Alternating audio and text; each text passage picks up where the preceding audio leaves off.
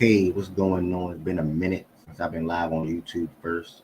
I'm going to play some background music and we're going to go ahead and get started in about 5 minutes.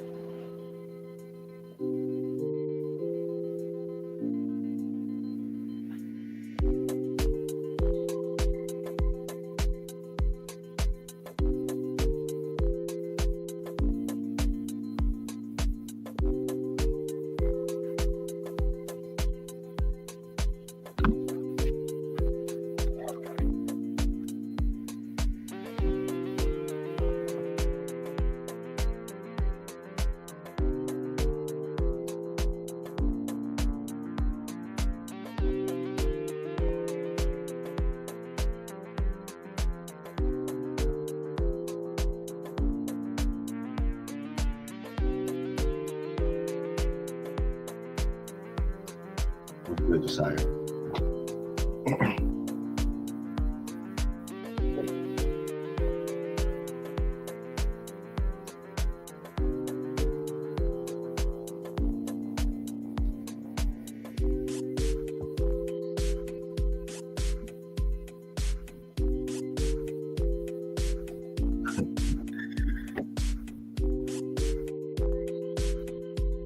I gotta edit.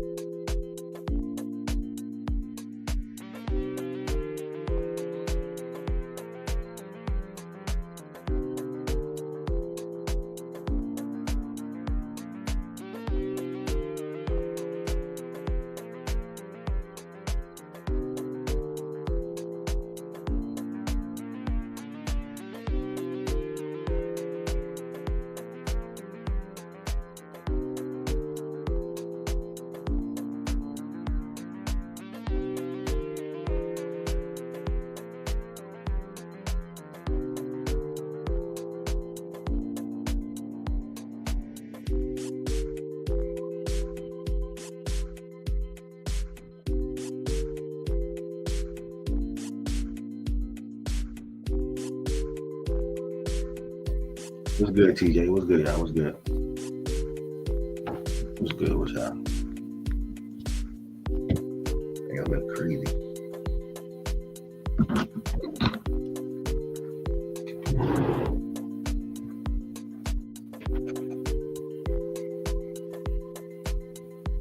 Do my camera look clear, y'all? Do my camera look clear? Q turn Q saying what's good? I think he's going out, bro.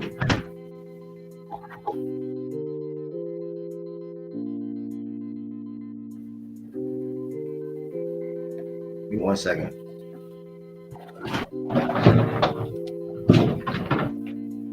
My camera blurry? What?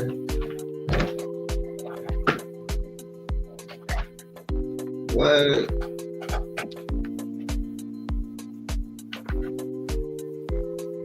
That's tough.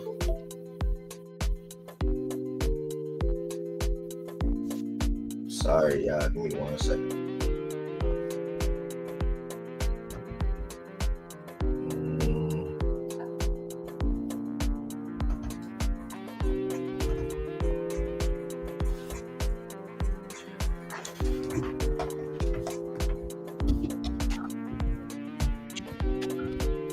A lot to reset up. Hopefully it stays.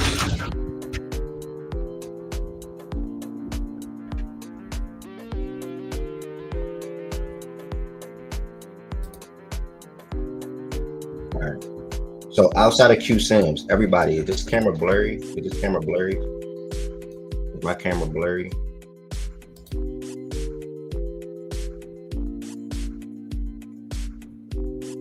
Is my camera blurry?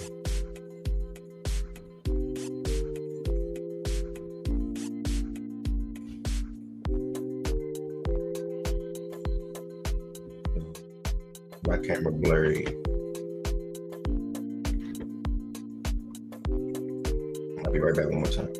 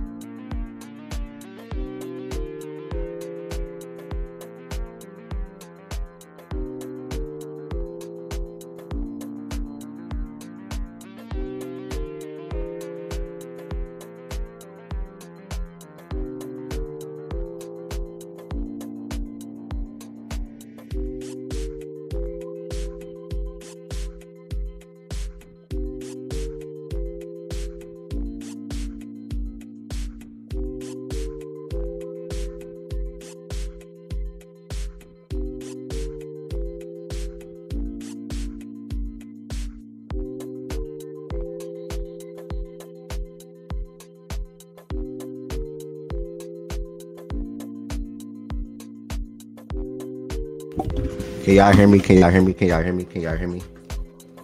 Can y'all hear me? Can y'all hear me?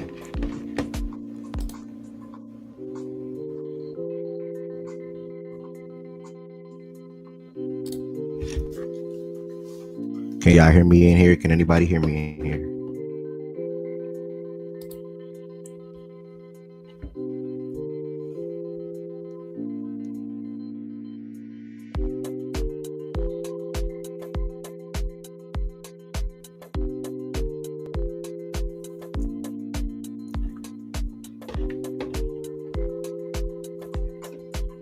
Oh, it say chat disabled. What the hell? It say chat disabled. What the hell?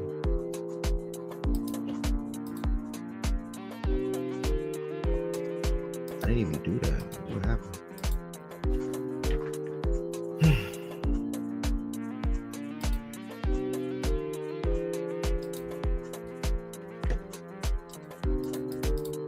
Yo, this is wicked.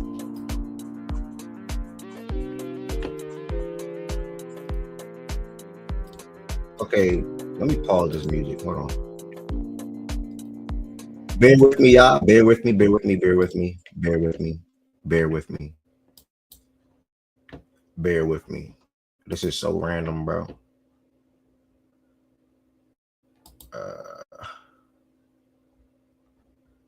This is crazy. I can't even. It's not even letting me do nothing. They're not even letting me change nothing.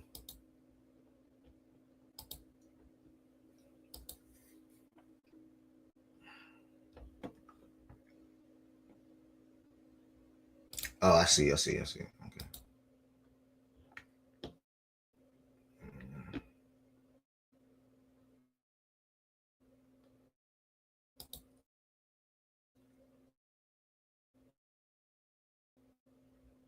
Okay. Please let me know if y'all can comment now.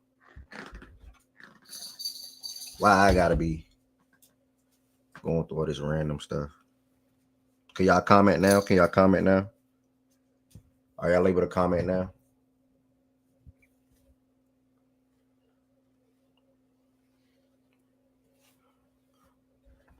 Hold on. I still don't think y'all can comment.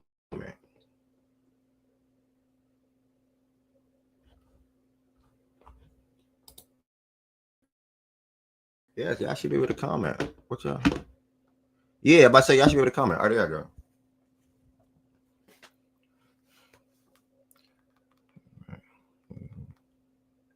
All right, my bad. Sorry guys. Sorry guys. Come out. Sorry guys. Come out, Milo. Come out.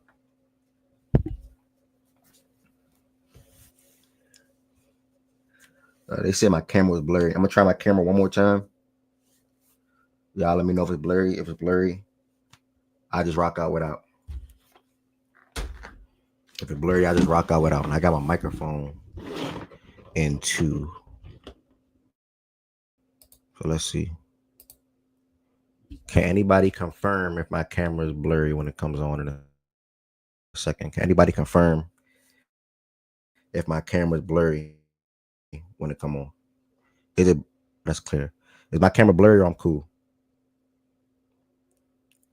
Nah, it's blurry.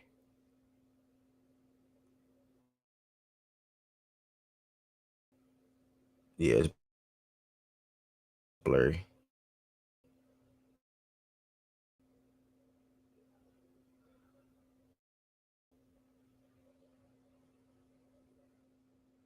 Yeah.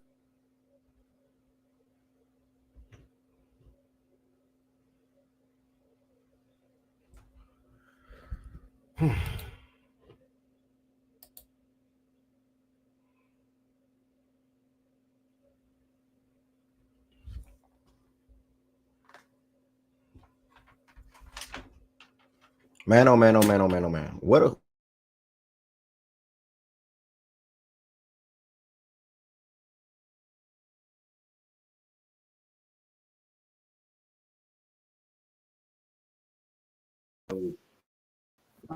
I'm super loud. All right, hold on. Nah, I no need to go to playback. This is gonna be the same thing on playback. I just can't use my camera regardless, so that's all that matters. But either way, I'm good now. Sorry for the whole connection issue thing today. I'm looking into new computers. Was looking into it a little bit yesterday. Wasn't too focused. Was prepping myself for this weekend coming up. Personally coming up. But either way, I'm good to go now. Um, Everything is set in stone. Sorry, I cannot have my camera on for obvious reasons, and that's okay. But it looked like a PowerPoint.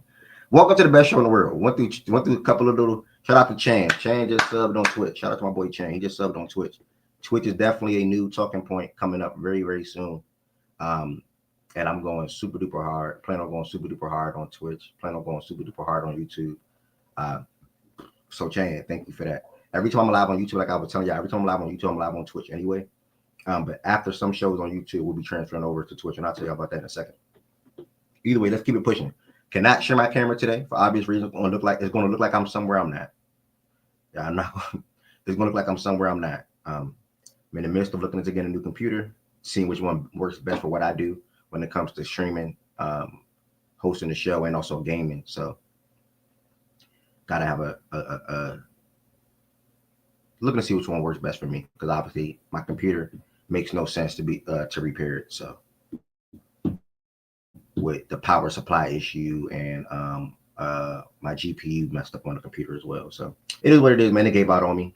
So you got to keep it pushing. But either way, welcome to the best show in the world, Fact and Stats. We are back on YouTube today.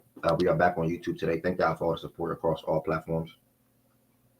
Whether that's YouTube, whether it was Twitter, the Twitter space we did the other day. Yeah, wait, 2 different PCs you saying, right? No way I'm getting 2 different PCs, bro. That's ridiculous. Whether it's YouTube, Twitter, even playback. soon to become Twitch. I can't wait to attack that as well.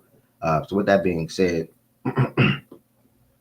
if you are in here, same old, do not forget to, let me refresh this so I can see y'all comments on my other screen too.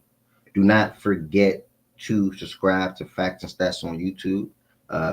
Two people subscribe today. Thank y'all for that as well. But if you are in here for your first time, or even you replay the show today, do not forget to subscribe as well. That will help. Also, do not forget to like this video for a random person that's surfing on YouTube to come across Facts and Stats. I am not having, brother. And y'all, do y'all hear me clear? Am I breaking up? Am I lagging? Anything? Do y'all hear me clear? Am I breaking up? Am I lagging or anything?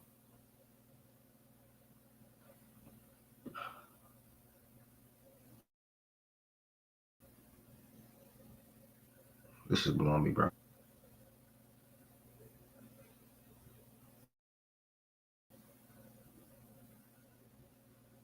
I need to know how y'all before I proceed. I sound clear. All right. I ain't gonna. I'm panicking. It's throwing me off. Um, TJ, what's good, bro? It's throwing me off. So I'm probably not gonna be here too long today, to be honest. It's throwing me off. But either way, make sure you like the video. Make sure you all comment throughout the show today. And if you are in here, make sure you all share this out with one person. I'm pretty sure they're more likely to be willing to come back to the show on another day. Bear with me, a little rusty when it comes to starting on YouTube. So if I mess up, if I don't say something like I typically do, just work with me. Hold on. Just work with me. And plus, I'm operating different. I'm operating on two screens, but my laptop is my main screen. And I saw your text. I can't respond to it right now. So bear with me, y'all. I'm also doing something new as well.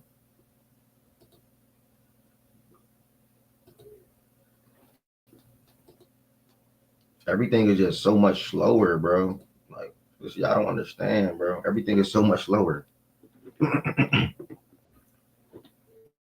Everything is so much slower. All right. There are a couple of things you guys can do to extend your support for the platform. Y'all said I sound good, so I'm gonna keep it rocking. There are a couple of things you guys can do to extend your support for the platform. First and foremost, you can become a member if you are not a member already. The link for the show, the link to become a member is in the description. I mean, on the description on this video on the page. Also, you can send super chats and super stickers at any time. As you can see here, all extended support is greatly appreciated.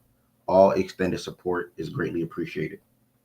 Next, you have the Twitter, Instagram, and TikTok. The Twitter, Instagram, and TikTok. That's all at Fact and Stats _ Justin was good.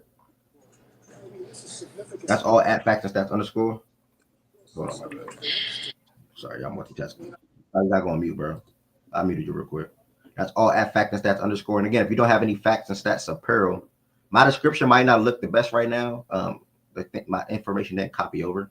I'm used to having it on my computer and I just paste it, like copy and paste it. But either way, the website for all Fact and Stats apparel is factandstats.us. The direct link for that as well is on the YouTube channel. And then Playback. Playback is where we watch live NBA games at every single night. I've been telling y'all for a while. Playback is where we watch live NBA games at every single night. I've been telling y'all for the past week or last couple of days, we will not be taking the show, or I will not be taking the show from YouTube to Playback. I'm not hosting no more shows at 11 a.m. on Playback. So if I got to go through some tough times, if I got to go through down times, if I got to go through ups and downs, or if I got to go through some little mini issues that I'm probably going to face this week, probably. But after this week, I want everything. I want this week to be focused on the cookout, and then next week I'll prioritize getting a new computer if I can't get it this week, God's willing. So playback.tv/Fact and Stats. We are still in there tonight. Game 5 of the NBA Finals. It will still be utilized for watch parties, but the Discord is very important. I'm gonna change this saying from the Fact and Stats Gambling Discord. Just going to shift back to the Fact and Stats Discord. So within the Discord, that's how you would join the stage when it comes to the show. Switching to Twitch at some points. You're also going to see people post their plays when it comes to a gambling aspect in there as well. And then it's also just going to be open chat on there, open chat in there as well. And yeah, that's pretty much everything. I'm gonna put the Twitch link in the description eventually, not today, but I'm gonna drop that in the chat right now. Again, I am not hosting the show on Playback no more. It does not make sense for me to do so anymore. I'd rather grind YouTube and or Twitch. I'd rather grind YouTube and or Twitch. The Twitch at the moment is Everett Jr. I'm gonna drop that link into the chat for y'all. You do not have to subscribe on Twitch. I know a couple of people took their subscription from Playback and moved it to Twitch, which thank y'all for that. Justin Crummel off the top of my head, Ariel off the top of my head, and Channel off the top of my head. You do not have to be a subscriber on Playback, y'all. If you want to extend your support for the platform and you want to subscribe on 2 platforms, you can subscribe. Like some of y'all, you can subscribe on YouTube as far as being a member, or you can subscribe on Twitch. Either or. You do not have to subscribe on Playback, y'all. Playback is just for watch party. If you want to keep it on Playback, cool. And not subscribe on Twitch, that's totally fine too as well. All extended support is appreciated, and all proceedings go to me anyway. So keep that in mind. What else? So follow me on Twitch if you didn't follow me on Twitch already. Who sold your parlay? I'm gonna bypass that. Do y'all want to shout out any players of the day? Do y'all want to shout out any players of the day in the chat on or stage that we can shout out from last night, or the other players over the weekend? Oh, I got my shout out. Shout out to Angel Reese. She had a triple-double last night. Super duper impressive for anybody to get a triple-double. But for somebody like her, that's quote unquote technically like a big, I'm gonna say big man, but big woman, or play the power forward position in that WNBA. Getting a triple-double is impressive. She's one of the best playmakers on her team, and she has to do that for her team. So shout out to Angel. D-Mac in the chat. Shout out to CC. CC returned on Saturday and picked up where she left off. Damn near. Special performance that she had, I think 32, 9, and 8 or something like that, and leading her team to a win over the undefeated Liberty. Otani had 2 bombs on Saturday. Shout out to Otani. He had 2 bombs on Saturday. He's pitching tonight. Yeah, he's pitching tonight. I can't wait. Shout out Bobrovsky, man. Fucking dude's a stud. Yeah, before anyone else go, man, I advise everybody. Can you hear me, Ed? Yes, sir, my brother. I advise everybody to subscribe on Twitch if you don't want to get hit with ads. Let you know now, it's not going to be ads. Twitch runs their own ads now. They will hit you with 8 of them. Like you know now. Yeah, that's actually a good heads up. And Byron, plug to YouTube, Byron. I do appreciate it. Oh, go ahead, Shaggy, my bad. Yeah, they will hit you with 8 ads out of nowhere. You'll miss about 3 minutes of the show. Trust. What's going on with this whole thing, Ev? Well, I didn't hear, like, why are you getting rid of Playback and Playback is bogus, bro. Playback bogus, man. I don't want to say too much, but playback just don't cut for me. You know what I'm saying? I'd rather be big on YouTube and Twitch and push those platforms than push Playback where you can. It's just not hitting the same. You know what I'm saying? So that's pretty much the easiest way to put it. Yeah, no, that's good for you. I'd rather just use them when I want to use them. From a watch party perspective, versus using them when I want, not needing them. On Twitch, can you do the same thing Twitch you can do here? Yeah, same thing. Twitch is gonna be just like YouTube, like literally. One more thing, Shaggy just gave y'all valuable information. Byron, what's good, Byron? We on?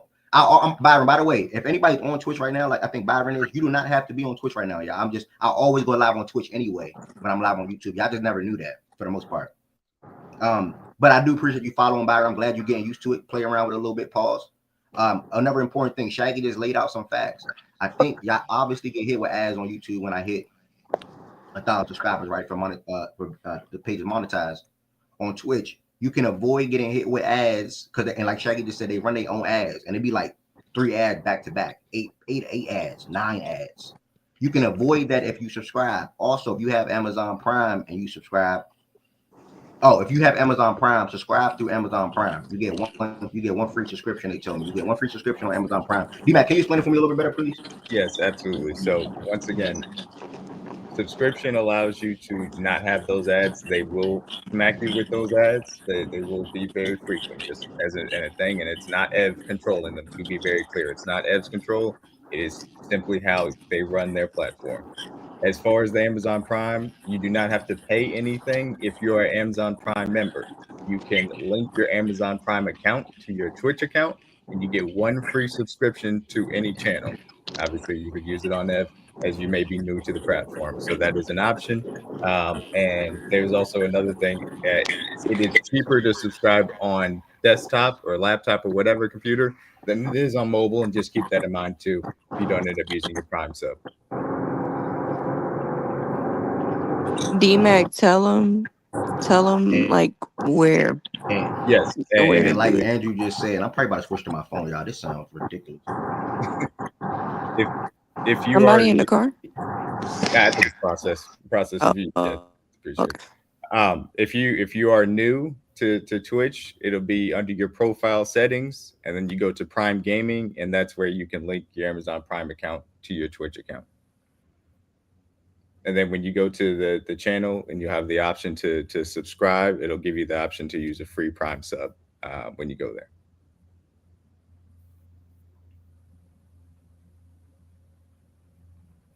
Okay, thank y'all. Yes, so being big on YouTube and also Twitch is important for me. And also my Twitch channel will be everything in one. For those that know me, I think I'm good at video games, especially 2K. So I go live playing 2K, NCAA coming up next month, and then Madden the month after that. So I'll be playing all those games. And then also I'll be hosting the show there as well. And then also sometimes I'll just be talking amongst, just having some random talks about myself or life or whatever the case may be. But speaking of the Twitch, if you cannot come to the cookout this Saturday, by the way, and I meant to talk about the cookout. If you can't come to the cookout this Saturday, you can watch majority, and I cannot promise the whole entire thing, but majority of the cookout, I will probably be live for a good 3-4 hours. I got a portable charger. I'll probably be live for like 3-4 hours. Make sure my phone's 100% pulling up. And like 3-4 hours, I'll be live, and you'll be able to see the cookout. If you can't come to the cookout and you want to extend your support as far as donation or donating to the cookout, you can cash at me, or you can click the Eventbrite link, which I can't even send right now. Wait, I think I can. Or you can click the Eventbrite link and ticket and just donate whatever. And it also will come to me as well. So 2 things you can do. If you want to donate and you can't come, you can cash out me, reach out and say, hey, Ed, what's your cash app? Or you can donate via the Eventbrite link. That's probably about to load into the chat soon. My computer's moving so slow, it's ridiculous. Appreciate that follow on Twitch. Loading soon. So yeah, that's a couple of things you guys can do. This cookout, this 3rd annual Factor Cookout, Saturday, 3 p.m. Eastern time. Saturday, 3 p.m. Eastern time. Also, if you know you coming to the cookout, and I'm gonna repeat this later on.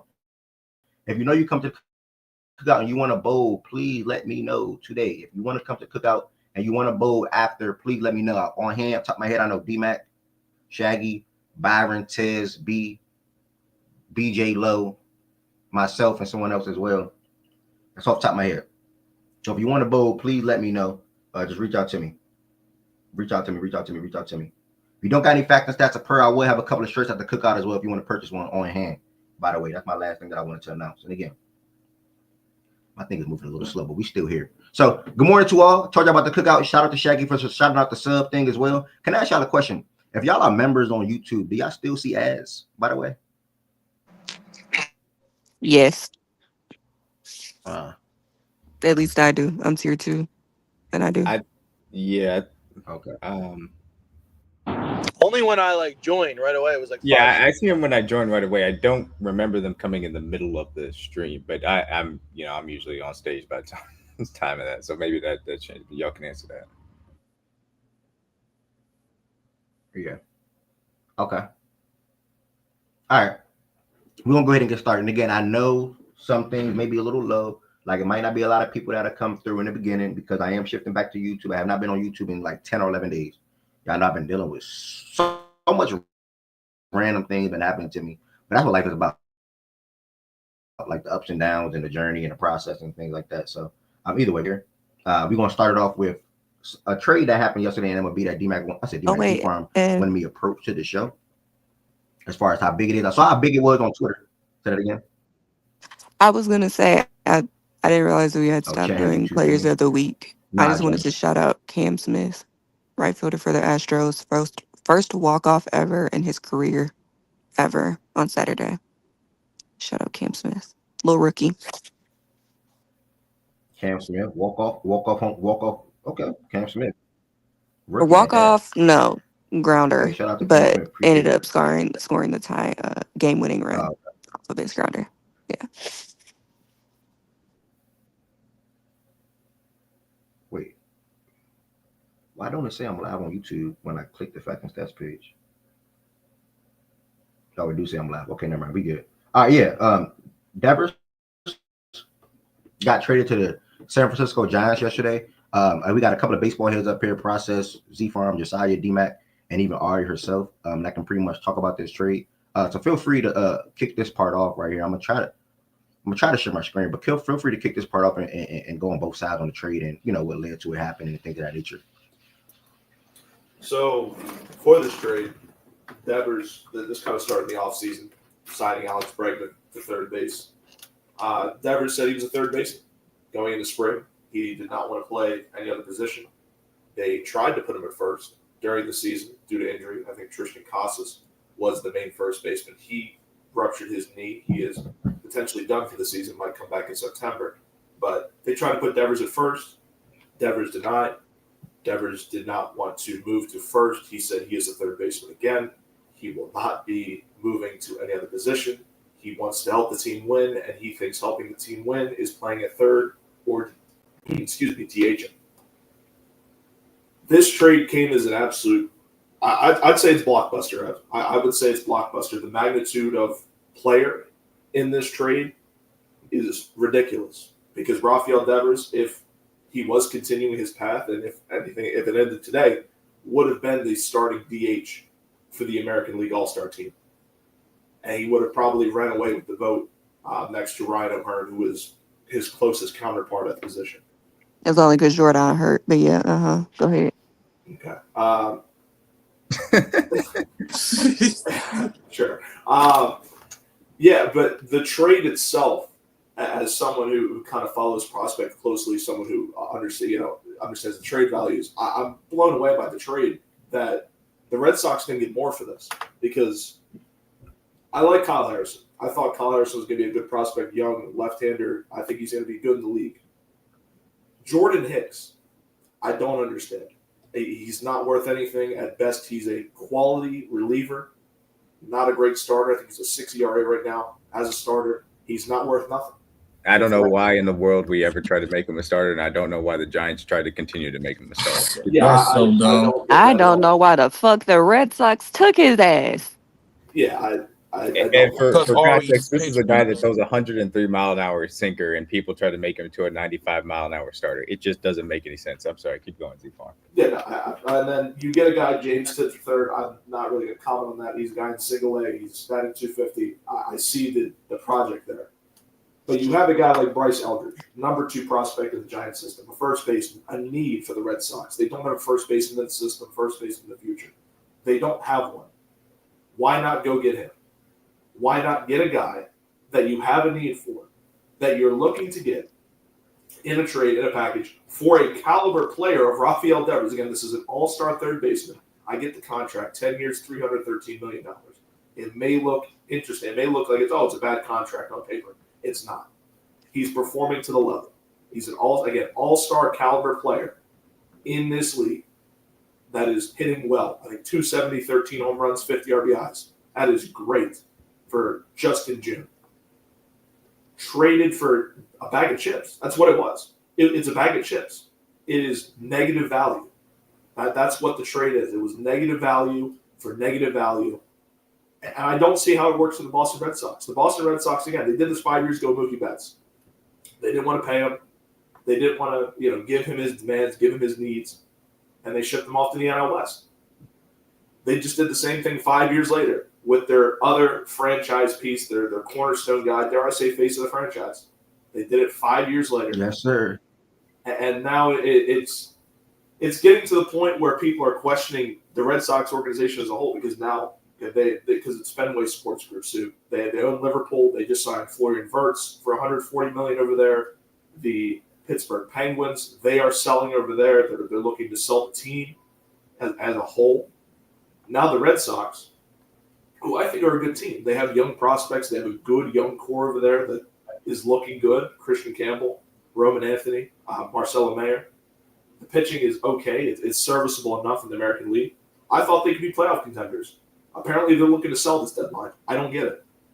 I don't get what the mentality is over there. I don't get what they're trying to build over there. They have enough. And it seems like they don't think that. It seems that they want more. It seems that they're looking to get more. And trading away, again, another franchise piece is just ridiculous. And again, this is just a absolute blockbuster trade, but for the wrong reasons. Because this helps the Giants. And we've talked Yo, about Imagine the Luka trade, Ev, and then the Mavericks don't even get fucking AD back. Wow. Y'all think this is the Luka? I don't necessarily think this is I the wouldn't compare Luka that trade. Bro, Devers is one of the best, maybe the best third baseman, especially batting wise in the MLB. And the fact that they got nothing of star But power back. defensively, Bregman is better though. Yeah, I know we're talking about batting, but like He's defensively, not better Bregman than is Jose. better. He's not better than Jose, generally speaking, as far as that. Yeah. But I'm True. just Yeah, saying, yeah.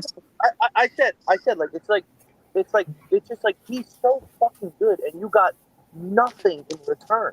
I mean, you got absolutely fucking nothing, and I don't know if they talk to anybody Yeah. else. But I can't fucking see a way that nobody in the MLB could fucking do a better trade than this. Like the Phillies could have given up Bohm, who at least is a better player than anybody they got. Like I'm just saying, or like somebody else in the MLB that's looking to make a get another player to put them over the hump to win a World Series, could have given them something. Like they didn't even get a top prospect. Like I don't even fucking understand what they were told. I don't even Jose Bello or Bayo, whatever the fuck his name is, in the minors is like he's not even in. I don't even think he's in AAA. I don't even know what the fuck they were thinking. No, he's a rookie ball. They got him to take their money though. Yeah, but who gives a That's fuck essentially about they got money him to in the take that MLB? fucking contract. Yeah, I mean, the cheap Red Sox do. yeah, the John Heyman. They're cheap. Bro, it's awful. I mean, that's awful. I mean, it's just the dumbest trade I've ever seen in a long time in the MLB. Because usually trades like that I don't agree. happen as much. Yeah. It's the craziest shit I've ever. And the Luka, you guys have to understand. Obviously, Luka's a star, and he's the best, one of the best players in the league. I'm just saying, like it's that magnitude of trade of that star getting traded, and they got nothing in return. Yeah. That's why I was saying, like, it's not like they didn't. I said, imagine Yeah. Luka getting traded, and then they don't even get AD in the trade.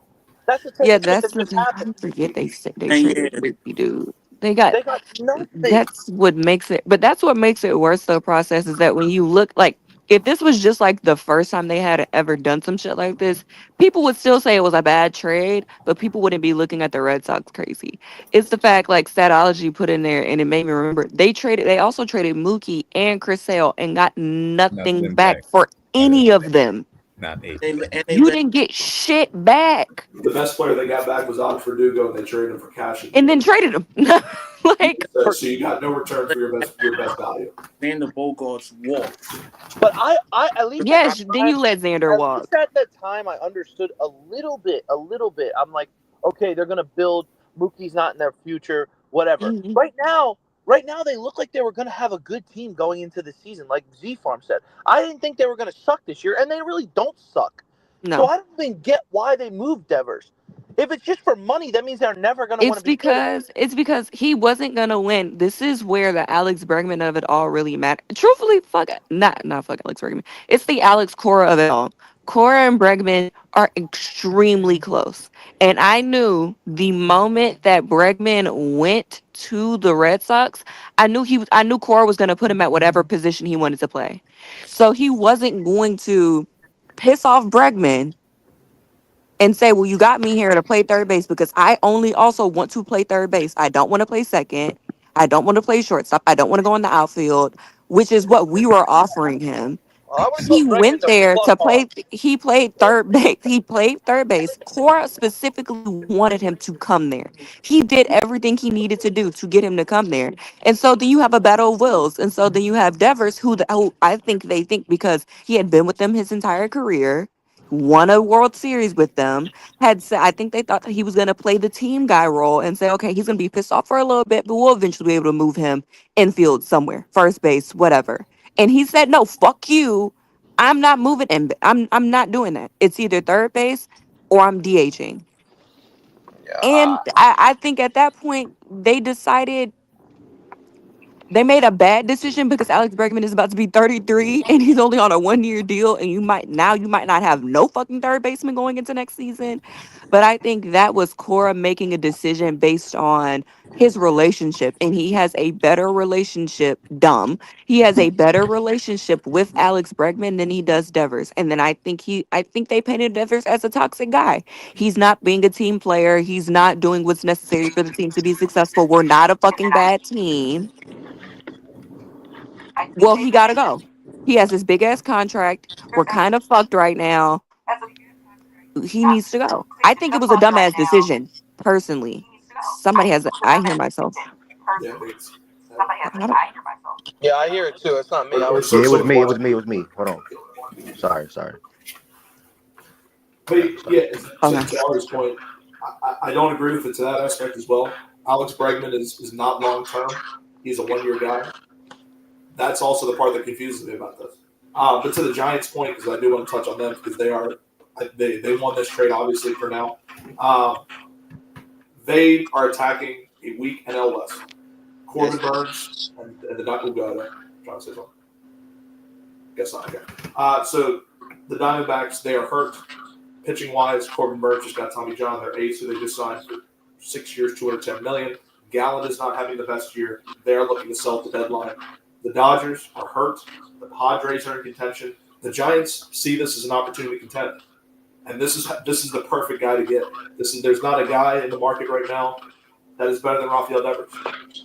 So this was a perfect trade for them. We're going all in move, even though they really didn't have to trade many prospects to get them. This is the move they made, and I'm not surprised that they're not done before the deadline or during the deadline. I would not be surprised if they make another move to try and contend against the Dodgers this year. But yeah, the Giants. Buster Posey came in. He has a plan. He signed Willie Adams in the offseason. He's got Rafael Devers. He's doing great so far. But yeah, just this move makes no sense for Boston. I can't say that enough. It makes zero sense for the Boston Red Sox. I don't know what they're trying to do. I don't know what the plan is. Again, the AL is so wide open. The Baltimore Orioles are still in playoff contention. They're only 5.5 games back. The Red Sox can easily get in playoff contention, still without Rafael Devers, but just not having Rafael Devers, sending the top pitcher in the trade to AAA is also a question. There's just so many moving parts. It's just a bad trade for the Red Sox. The Giants are capitalizing on all in moves, and yeah, it's going to be interesting to see. The Red Sox fans are mad. If you're on baseball Twitter, you can obviously see Red Sox fans are furious about this. And Giants fans are still questioning, but they know that this is going to put them over the top as playoff contenders this year. So it's a good move for the Giants. Questionable move, but it can still work out for Boston if Kyle Harrison is the guy he was supposed to be.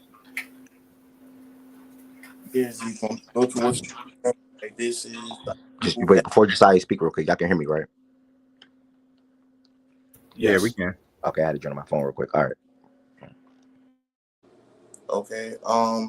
Yeah, this is a move that shocked me yesterday. Really thought that Devers was most likely going to get traded after this season, but I never thought it was going to be like doing this season and you getting nothing in return. And the crazy part about this is the Giants and Red Sox played this Friday in San Francisco. So it's going to be pretty crazy to see Devers' first game official, like one of his first series as a Giants will be against his former team in the Red Sox. And Devers is going to do well in San Francisco. And I like what San Francisco did here. They understand Matt Chapman, who's their third baseman, is currently on the IL, is currently hurt. So let's just get a third baseman to fill in that spot for right now. But the Red Sox, this is a confusing move. You are a game above 500. You're in the wild card race, and you just essentially just did, let's just trade our best player in Rafael Devers for absolutely nothing. And it's bad because it gets to the point where like Ari and Z Farm are saying, that Bregman is like a 1-year rental. You can't really trust Gary Crochet with his injury history. And like, it's weird. I'll just say this trade is weird, but the Giants are the clear winners of this trade. All right, thank you, my brother. I appreciate that. Can I get a sound check from Ari? Ari, can you hear me or say something? Yeah. All right, cool. Yeah, appreciate you, my brother. Shout out to all y'all for talking about this game. Do y'all know what the Giants' record is right now? I can pull it up. And does this change any of y'all expectations for them in the postseason? Makes them better. I They're in mean, second place. the Giants, the they're in Giants right second now, place. the Giants right now are 41-31, the 2 games back of the Dodgers in the West. Yeah. The Yeah. Dodgers aren't the powerhouse that they were last year. I mean, unless No. Ohtani, I mean, we'll see what this fucking freak does today. But if he can fucking pitch like he can, I mean, that makes their lineup, their rotation better, because their pitching rotation's not that good, and that's their biggest problem right now. So, but the Giants are right behind them. They're 2 games out. The NL's fucking loaded. I mean, it was already better than the AL, but But I do think that there is something to be said. Even though I do think the NL is certainly better than the AL, it still is very much open, while being, really good while having a lot of good teams, in my opinion. So yeah, the Giants feel like they could, put the accelerator pedal down, and I think it makes a lot of sense for them to make this trade. And I think that they could beat out the Dodgers because of the pitching roles that LA has continued to have. So, and there's not like a massive gap for where the Cubs and the Mets and Phillies are kind of. As far as the race for the one seed. So I think that this is a really good move for the Giants and sets them up where they can, try and get themselves to have a deep run in October. Yeah, there's about 6 teams, I would say, right now in the National League that can I contend. know they said, I think somebody in the chat said that the Giants are going to go after, oh, it's Rye. Sandy, I think he's probably meaning Sandy Alcantara, but yeah. There's another. okay. Dude, I think he's still got the ERA over 5. If somebody gets him right, then it'll be a Yeah, heck I of a was trade just deadline. like, I don't.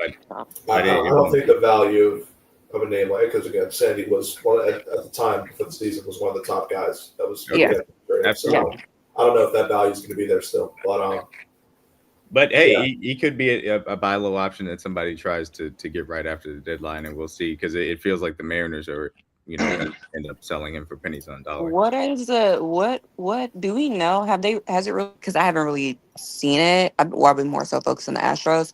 But do we know what pitchers are possibly being? Because if the Dodgers do something, it's going to be for pitching. Yeah. Even if Shohei can pitch, I don't think they're gonna want. I wouldn't want the weight of my season resting on his elbow. Not because I don't think he can do it, but because I'm not gonna want to stress that shit out. I'm gonna want to try and ease them in as much as we can. Do we know what pitchers are like possibly being shopped? Well, I Has bet that you like really everybody. been? We're still a month and change out, so Yeah. it's kind of variable. Sorry, go ahead, process. No, I'm just saying. I bet you everybody and their mother's trying to pry Skeens away, but they're not going to trade him. Yeah, No, I don't know. The only name I can think of off the top of my head right now, due to the injuries that the Diamondbacks have, is Merrill Kelly being available now. Yeah. You have someone like Merrill Kelly. Tyler Mayhaw from the Rangers, I think, is also an option. From us, the Orioles, obviously, if we continue to suck and we don't rise to the top, Sagano, Eflin, those guys are going to be out there. Eflin, I think, would be the major piece, as he's a free agent as well. I think a good pitcher as well. You guys maybe put Morton out there as well on the trade block as well. I'd imagine probably would make some sense. And then also in the NL, as far as teams that would be selling, the Diamondbacks are probably going to be, they have some expiring guys as far as Zach Gallen, and like you said, Merrill Carey. So we'll see. Yeah, they're saying the Diamondbacks are going to be sellers because they're all the way at the bottom, even though that's a tough division. But Yeah. I mean, the Marlins are a type of team to just get rid of Alcantara, even though he's not as good as he was this year, but he's still a fucking stud. So, but that's just what they're in the same business as the fucking Red Sox. At one time they had Yelich, Stanton, Realmuto. They fucking get rid of all their good players. So I wouldn't be shocked if he goes. Yeah, teams that just do that dumb shit. To me, it makes no sense. And same with Fairbanks on Tampa. They might. I heard his name getting thrown around, and he's been pretty good this year. Yeah. So, but he's a reliever. So, But I mean, this is. Go ahead, just saying. my bad. You go ahead, Ori. No, you get it. To the Otani point, Otani's going to be like a opener, so he's not going to be pitching long today. Yeah. That's all. Yeah, and so people. So when a pitcher, generally speaking, is coming back from a major injury, what they'll do is they will ramp him up in the spring training aspect of it and allow him to have some shorter outings, and then he'll go to minor leagues and then have rehab outings, et cetera, et cetera. Otani, because obviously he's the best hitter in the NL, they want to continue to keep him in the major league, so they have to find kind of creative ways to have him go through the rehab process of having shorter starts and shorter bullpen outings. I don't think he's going to end up coming out of the bullpen. I think you'll see them continue to go with the opener route of him pitching 1 to 2 innings as they try and build him up through game action, and then so that way they can ramp him up into being a full-time starter later on into the summer. Yeah, he faced live BPs and live guys, so it's not like he's just instantly thrown to the fire. But he's got reps before. I think since April he's been pitching against live, so that's been his kind of spring training ramp up. But obviously tonight is the first time you'll see live game action, so it'll probably be an inning. I mean, they're gonna slow roll him all the way through All-Star break. Yeah, to me, that's smart. At this expect point him of to the be a full season, start like until- I don't think he does a full 5 innings until after All-Star break. To me, that would be smart, especially with the pitching injuries that they have had.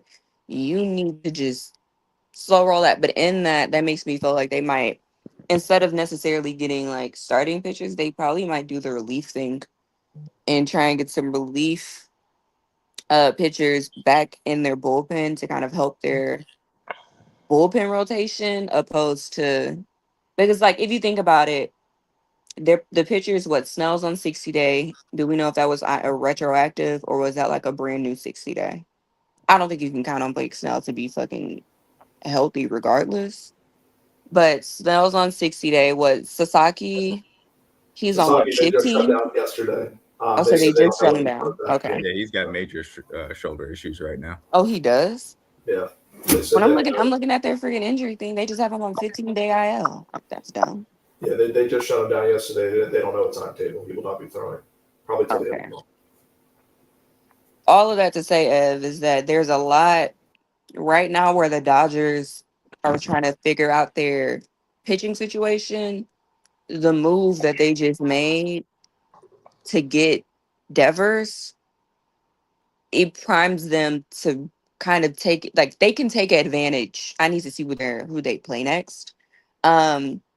But they should be able to take advantage. They play the Giants. Did he cut out for you? They start a series against Cleveland on Tuesday at Cleveland. They start the series at versus. San Francisco, and then they play the Red Sox. So that's that's their next series. They the Cleveland series is, and then they play Boston on the weekend. Okay. I mean, yeah. Look, I know the Dodgers play the Padres. Do we know if that's a 5-game or a 3-game? It's a 3-game. It's a 3-game set. Another 3. Okay. So yeah, I mean, look, there's opportunities. The Giants just set them up. The Giants set themselves up really good. To possibly make some moves and to try and close that, because I think they're 2 back from the Dodgers in the NL. I mean, in the NL West, right? 2 back. Yes, that's correct.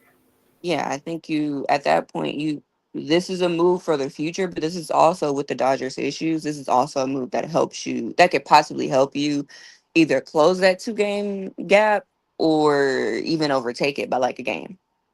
Which at that point, that's the seat that you want to be in if you're the Giants.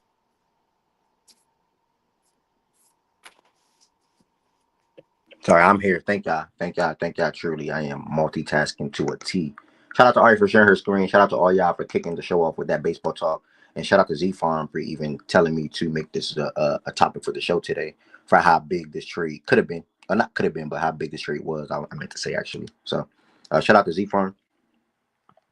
Next, we're going to move over to talking about everything in the WNBA relations before we get to the Desmond Bane trade and the Grizzlies and Magic trade. WNBA over the weekend. We had 6 games, I want to say, over the weekend. Yeah, 6 games over the weekend, 3 on Saturday, 3 on Sunday. And to start off Saturday's game, we had the Lynx versus the Sparks. This game, where I thought was going to be probably closer than what it was, ended up being a 23-point victory for the Lynx. Once I saw that it was getting ugly in the first quarter / first half, I didn't put too much into it when it came to I didn't put too much into it when it came to excuse me, watching the full entire game. But either way, the Lynx, they bounced back. They got back into the win column, after taking their first loss of the season. It's funny enough, the Lynx lost, and next the Liberty followed up and lost too. The Lynx lost to the Storm, while the Liberty lost to the Fever, which I'll get to in a second. But on the Lynx side of things, a special performance from the MVP front runner at the moment. That probably will change by how good Caitlin Clark is. And that's nothing against Fee. Fee is really good as well. But Caitlin Clark came into the season as the favorite. Thought probably like the first week still was the favorite. Obviously, when she got hurt, Fee took a good amount of control over it, I would say. She had 32 points, 8 rebounds, 6 assists, was 13 for 16 from the field, 3 for 4 from 3 with 4 stocks. So she's special. Really, shout out to Fee for what she did. Courtney Williams bounced back and had a good game as well. And they pretty much turned that game into a 23-point victory, and it pretty much got out of control. Rakia Jackson, I want to give her a quick shout out. She had 30 points in the previous game against Aces on Wednesday, and on Saturday she followed up her 30 ball with 18. So she's turned the corner a little bit when it comes to her getting her scoring back down packed, similar to what she was showing in her rookie season last season. And then Hamby had a double-double with 10 and 12, and then Kelsey Plum led them in scoring with 20 points, was 5 for 16 from the field. So really shout out to the Lynx, bouncing back, getting the win, moving on to 10-1 in the season.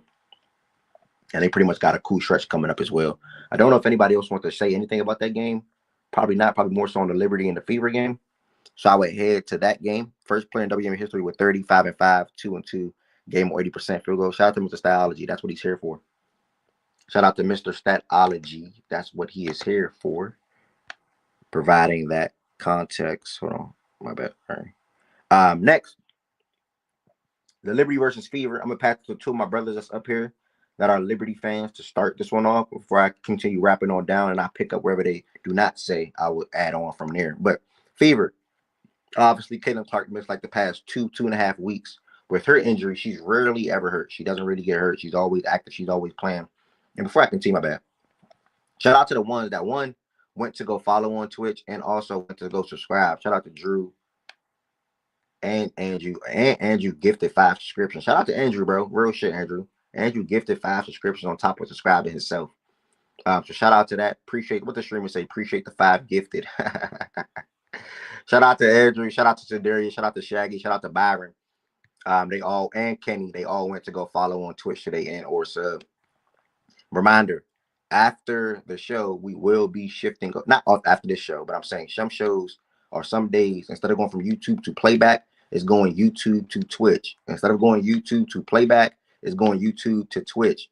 If you want to see what D-Mac got to say at the cookout, tune into the Twitch. You want to see what Byron got to say, B got to say, Shaggy, whoever. I'm putting the camera on everybody. I'm putting the camera on every single body on Saturday. To see what they got to say about fact and stats, cookout, they life, whatever. You know what I'm saying? So I can't wait. I'm not taking shots with everybody this year. I want to make that clear. I am not taking shots with everybody this year. I'm making that very clear. But I'm definitely looking forward to seeing some folks that when I haven't got to see it yet, or that I'm going to be able to meet this upcoming Saturday. 3rd annual Fact and Stats Cookout, June 21st. Mr. Statology, appreciate the follow on Twitch. Yes, sir. Appreciate y'all following on Twitch. I'm actually going to put the link to the Twitch in the description as well. But again, it is very important, y'all, to make sure you all do follow on Twitch. Again, it is very important to make sure you all do follow Everett Jr. / Fact and Stats on Twitch. As some days the show will move there. But jumping back to Saturday, Caitlin Clark, she makes the whole team go. She makes them look different from an offensive perspective. And I mean,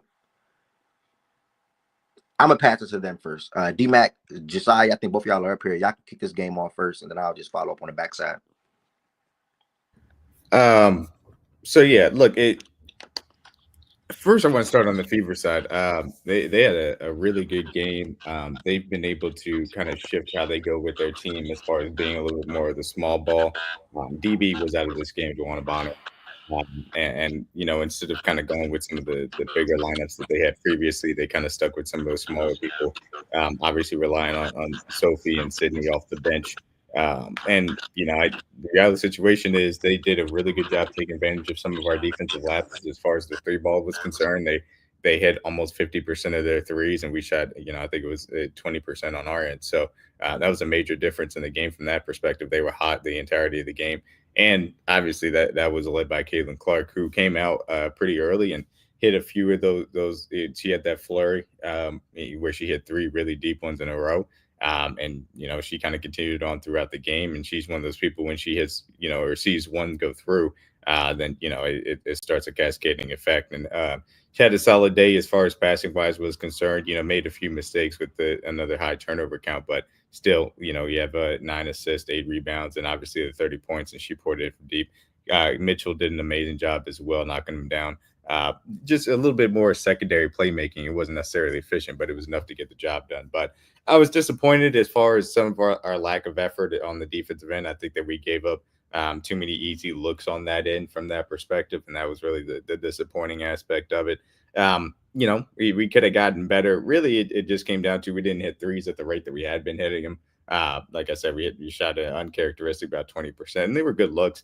They were looks that we had knocked down. Natasha wasn't able to get anything going. Burke missed hers. Naira missed hers, though.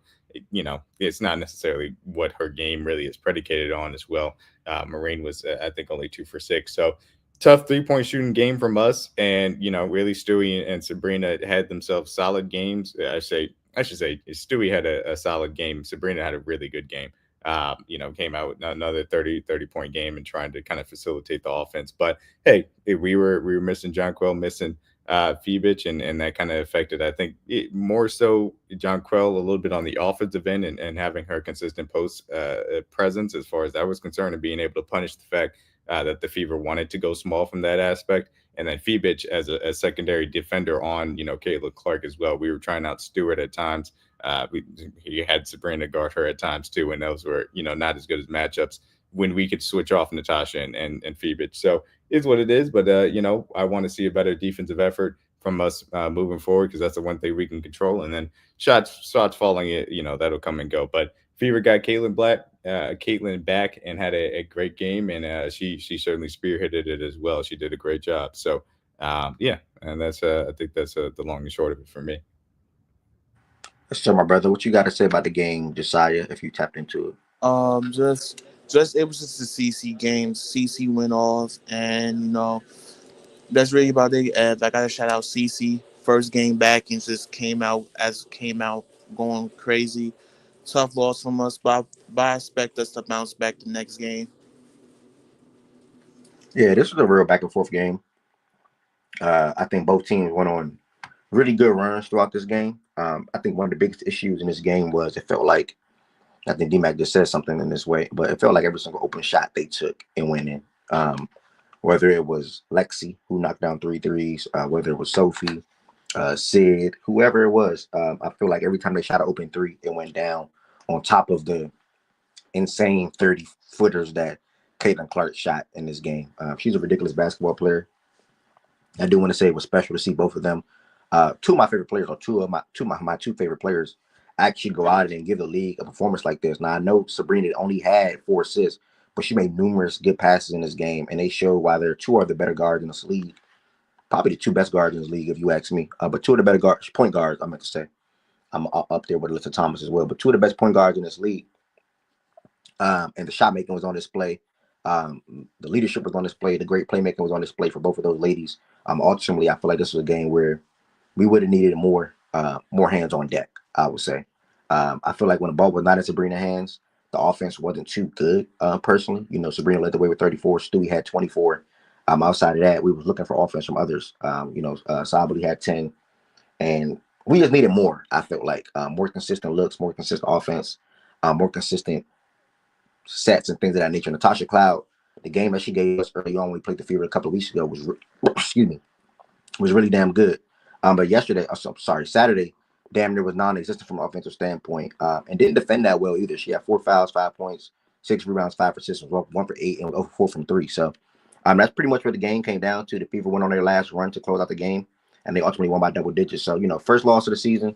I do think we got a tough stretch coming up, but I want to see how we get out of this stretch. We got another really good team coming up tomorrow in the Atlanta Dream, who sitting at 8-3 this year, and they beat the crap out of the Mystics yesterday, and that spread was so low. So we'll get to that game in a second, and then immediately following that Atlanta Dream game, we got the Phoenix Mercury, who just got Copper back yesterday, and they got the win over the Aces. And then after that, we got the freaking Storm. So we got some games coming up, and I'm glad we got 4 tough games in a row to see how the team is going to look going forward or look throughout this season. So yeah, either way, great win for the Fever. Then outside of that, you had the Valkyries and the Storm. I did not see any of this game at all. I'll be lying to say if I did, but I do want to shout out the Valkyries though. This is another good team they beat this year. It's surprising it's kept to be a new team. I came in this season saying I'm probably not gonna watch too many Valkyries games, and they're 5-5 this year. They're 5-5 this year, and they're putting it together. And they got a couple of good wins on their belt against some good teams. Kayla Thorin, shout out to her. She's a champion. Liberty champ. 22-12 on Saturday for them. Temi, I'm very familiar with her game as well. 16-7 for them as well. And then looks like Burton had 8-9, and it looks like it's just probably looked like it was just a well-rounded game for the Valkyries. On the Storm side of things, before D-Mac, I think D-Mac tapped into it. I see about to talk. Looks like they just struggled personally. So D-Mac, I guess you can probably give us a deeper dive into it if you did tap into it. And then move on to Sunday's games. Ankle. Yeah. What'd you say? I was letting Chan know ankle. Oh yeah, Chan. Yeah, so she's got a sprained ankle. Sandy said that we're probable for her to play tomorrow. So hopefully we will see Junko back on the court then. But this is the Valkyrie are a really good team. And well, I shouldn't say a really good team. Relative to expectations, they're a really good team because it's an expansion team. They well coached. I think that's what you're thinking about. Absolutely well coached. And they have consistent offensive sets. They run a motion offense to try and get enough looks. They're not an amazing team from deep. They take a lot of them. They don't always go in like they did versus the Storm, but the looks that they can generate because of their motion offense has been impressive in my opinion. And they're a land of misfit toys, from that standpoint. But it is a team that plays hard, that plays together on both ends, and they've reaped the benefits of it. And I've been impressed. In previous games, have been Veronica Burton. She was kind of quiet, for this game specifically, but even still, she helped out a little bit. Like Ev said, Timmy and Kayla kind of led the way.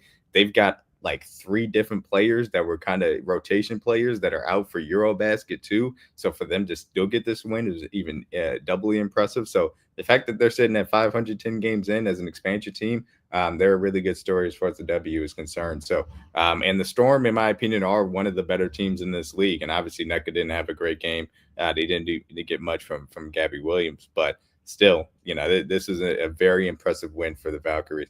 And they've done a lot of really good things from that perspective. Well said, my brother. Well said. Again, if you are in here, do not forget to hit the thumbs up button on this video, as that helps the algorithm out for people that's randomly surfing on YouTube to come across Facts and Stats. And 1, be willing to join the stage. 2, if not, type in the chat. 3, probably subscribe and come back on a day-to-day basis. Facts and Stats is a daily sports show, Monday through Friday, 11 a.m. Eastern time, until whenever the show ends or whenever we get through everything that we got to discuss. We are an hour in. If you don't have any Fact and Stats apparel, make sure you all check out the website. factandstats.us is the website. factandstats.us is the website. No WNBA games tonight. Yeah, no WNBA games tonight. And we just got the finals game and a couple of baseball. Yep. Finals. Also, a couple of y'all have been following on Twitch. Thank y'all. Make sure y'all follow Everwood Jr. on Twitch. That would be very important. Hey, my echo. Why is that? Oh, I switched over. Hold on. Make sure y'all follow Everwood Jr. on Twitch. That'll be very important. At some shows or some days, it will be held on Twitch versus YouTube, or go to Twitch after YouTube. And keep that in mind. And I will fully elaborate on that as well. I'm just getting everything ready and in order to go. Big cookout this Saturday. 3rd annual cookout. Facts and Stats. 3rd annual cookout Saturday. If you want to attend and you cannot attend, or if you want to attend, you still can. There's RSVP if you're in the DMV area. If you want to donate and you're not coming, feel free. You can do that as well. Just DM me and reach out to me, and I'll see my cash or whatever the case may be. And we're going to get to the last game. I'm sorry. We're going to get to the, not last, but Sunday's games. Sunday's games where pretty much, first and foremost, before I talk, did anybody watch any of these games in full, majority of the games, I want to say? Sunday's games. The Sunday W games. Yeah. So I mean, I watched. I watched some of the Dream game because they were beating the smack out of them. Shout out to Alicia Gray, another excellent performance. She was just awesome again.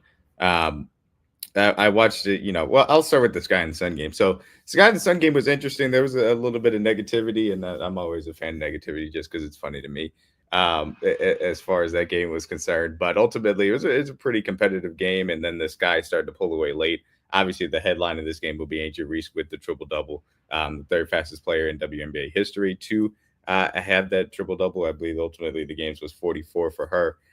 It was an impressive performance, and people are going to see the box score efficiency as far as 28% from the field, and obviously that wasn't great. I would say it was not good, I should say. But watching the game, the way in which they actually ran the offense through her and allowed her to facilitate off of that, because it is one of her better qualities, specifically on the offensive end, it was what their offense, in my opinion, should be looking like, because it's their best option, especially now that Slu's out, to be able to have a consistent, flow to their offense. And so they're able to effectively have Kia and Ariel kind of space the floor, give enough room for Camilla to be able to give them a little bit something. And Mick was fine off the bench, but other than Angel Reese, Haley Van Lith was really good as well. She gave them really, really good, excellent guard minutes off the bench. She had her 16, and I think she had maybe 5 rebounds as well. So Haley was really good off the bench, and her and Angel were showing off their connection, obviously coming from their LSU days and stuff. So the headline is going to be Angel Reese. Obviously, she had the free throws, the 11, 11, and 13 triple double. She was 2 for 5, or 2 for 4, I should say, around the rim. She just missed the 2 threes and then had a midi she missed too. So, the box score efficiency doesn't look as good as what actually happened on the floor. Ultimately, Sky got the win over, a bad Suns team, but it was an interesting game. Tina Charles had a solid performance, as did Mabry. So. Well said, my brother. Great breakdown.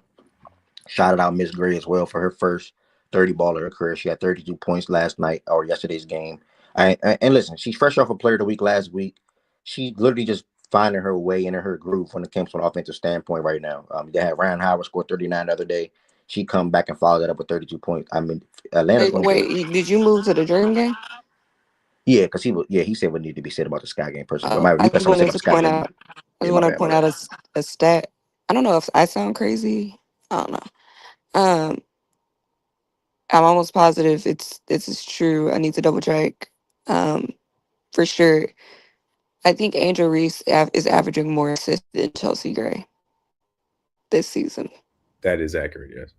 Which is insane. Especially when you think about that offense. And truthfully, that says way more about Chelsea than I think it says a lot about both of them. It tells you a lot about both of them. I agree. Yeah, I was like, I don't know if it's one or the other. I think it tells you a lot about both of them. And I think Tyler will do well to put Angel in more positions where she can facilitate the offense, like you said. And I think the Aces need to look at themselves really long and hard and come to the realization that Chelsea Gray is no longer efficient enough to facilitate their offense the way that they need it to be done.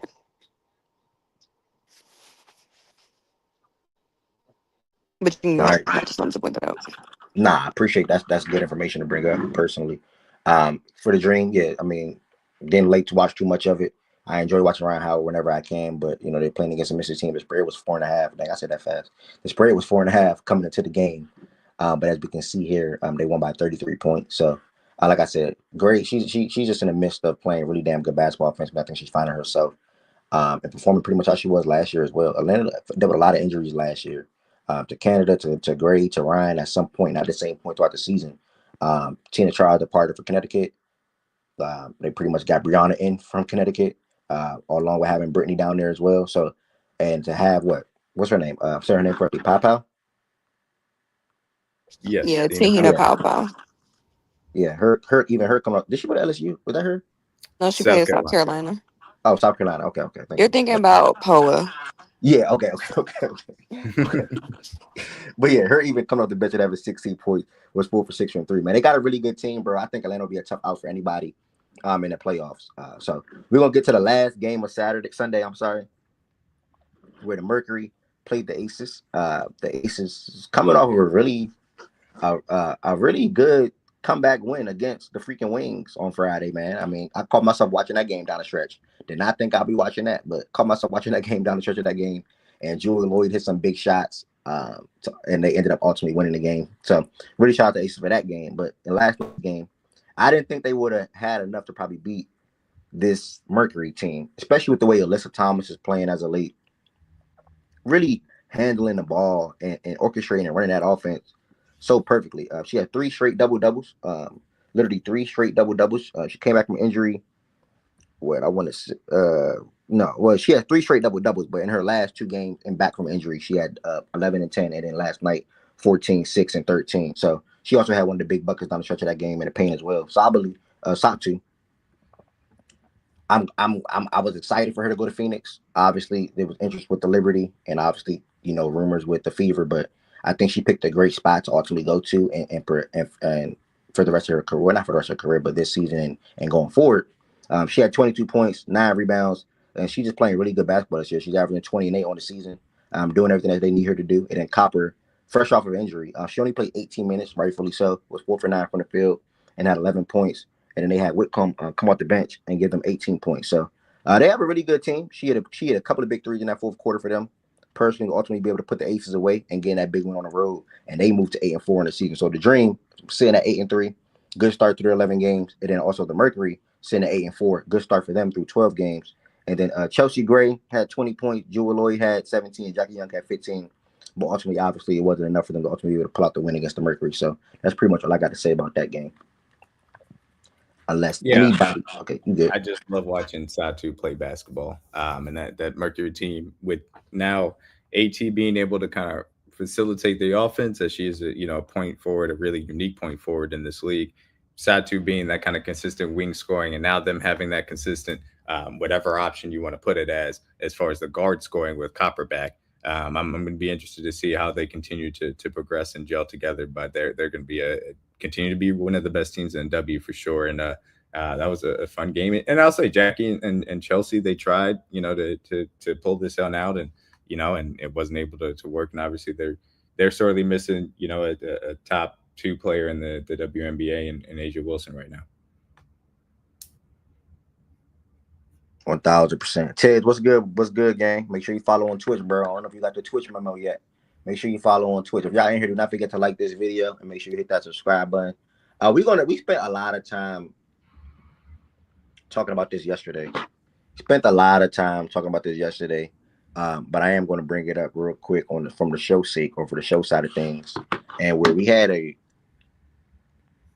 big random trade, random because I didn't see it coming. I don't think many people saw this coming, especially at this moment on how it happened and when it took place, But Orlando Magic and the Memphis Grizzlies made a trade. Now, some people did say, okay, maybe one day the Grizzlies would trade Ja. Maybe they would trade Jern, or maybe they would trade Bane. Obviously, Bane is the lesser of the 3 or out of the bunch, so it makes sense to depart with him before you would think to depart with Ja or Jern. They are the makeup of the team.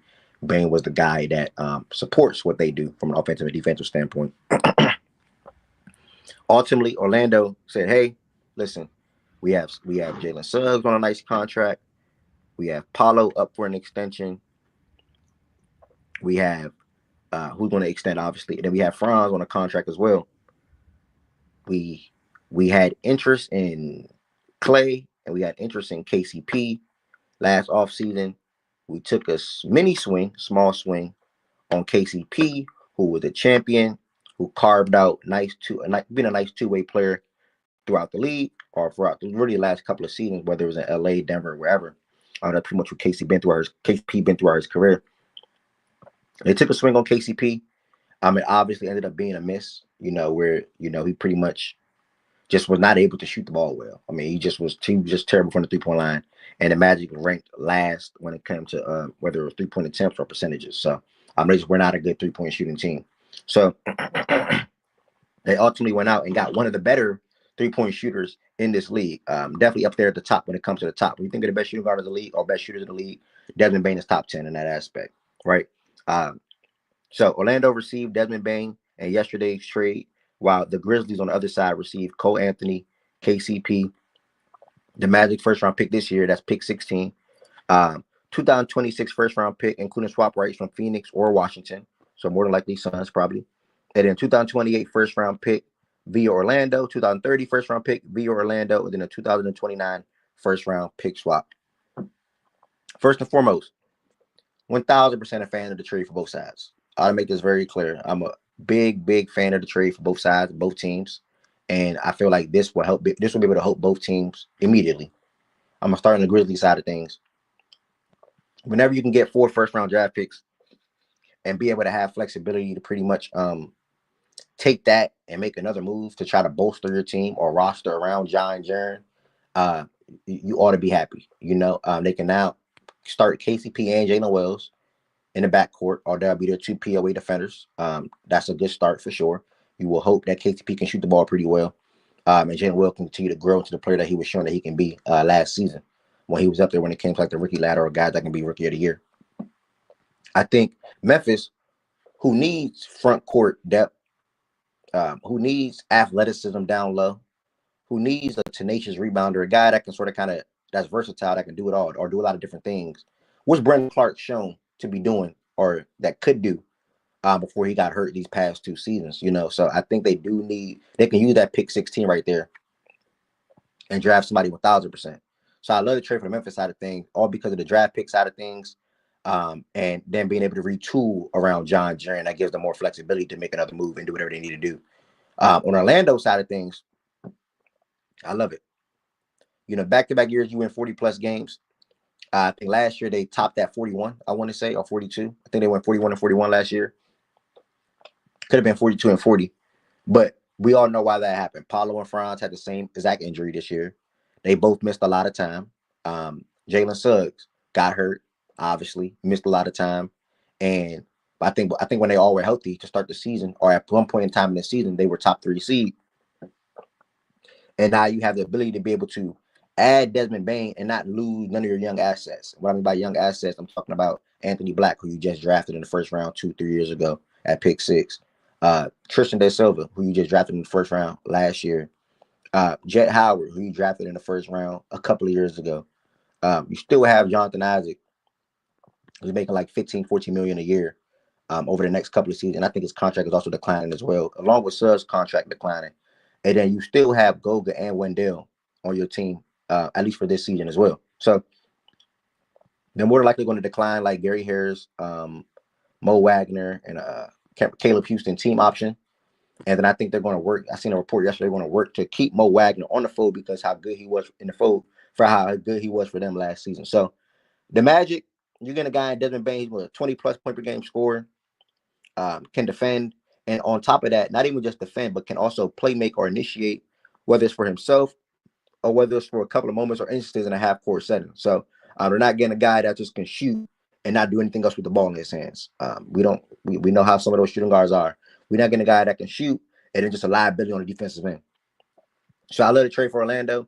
When I look at the landscape of the Eastern Conference, I have 4 teams in mind where I think of like they can make the conference finals and or finals as soon as next season.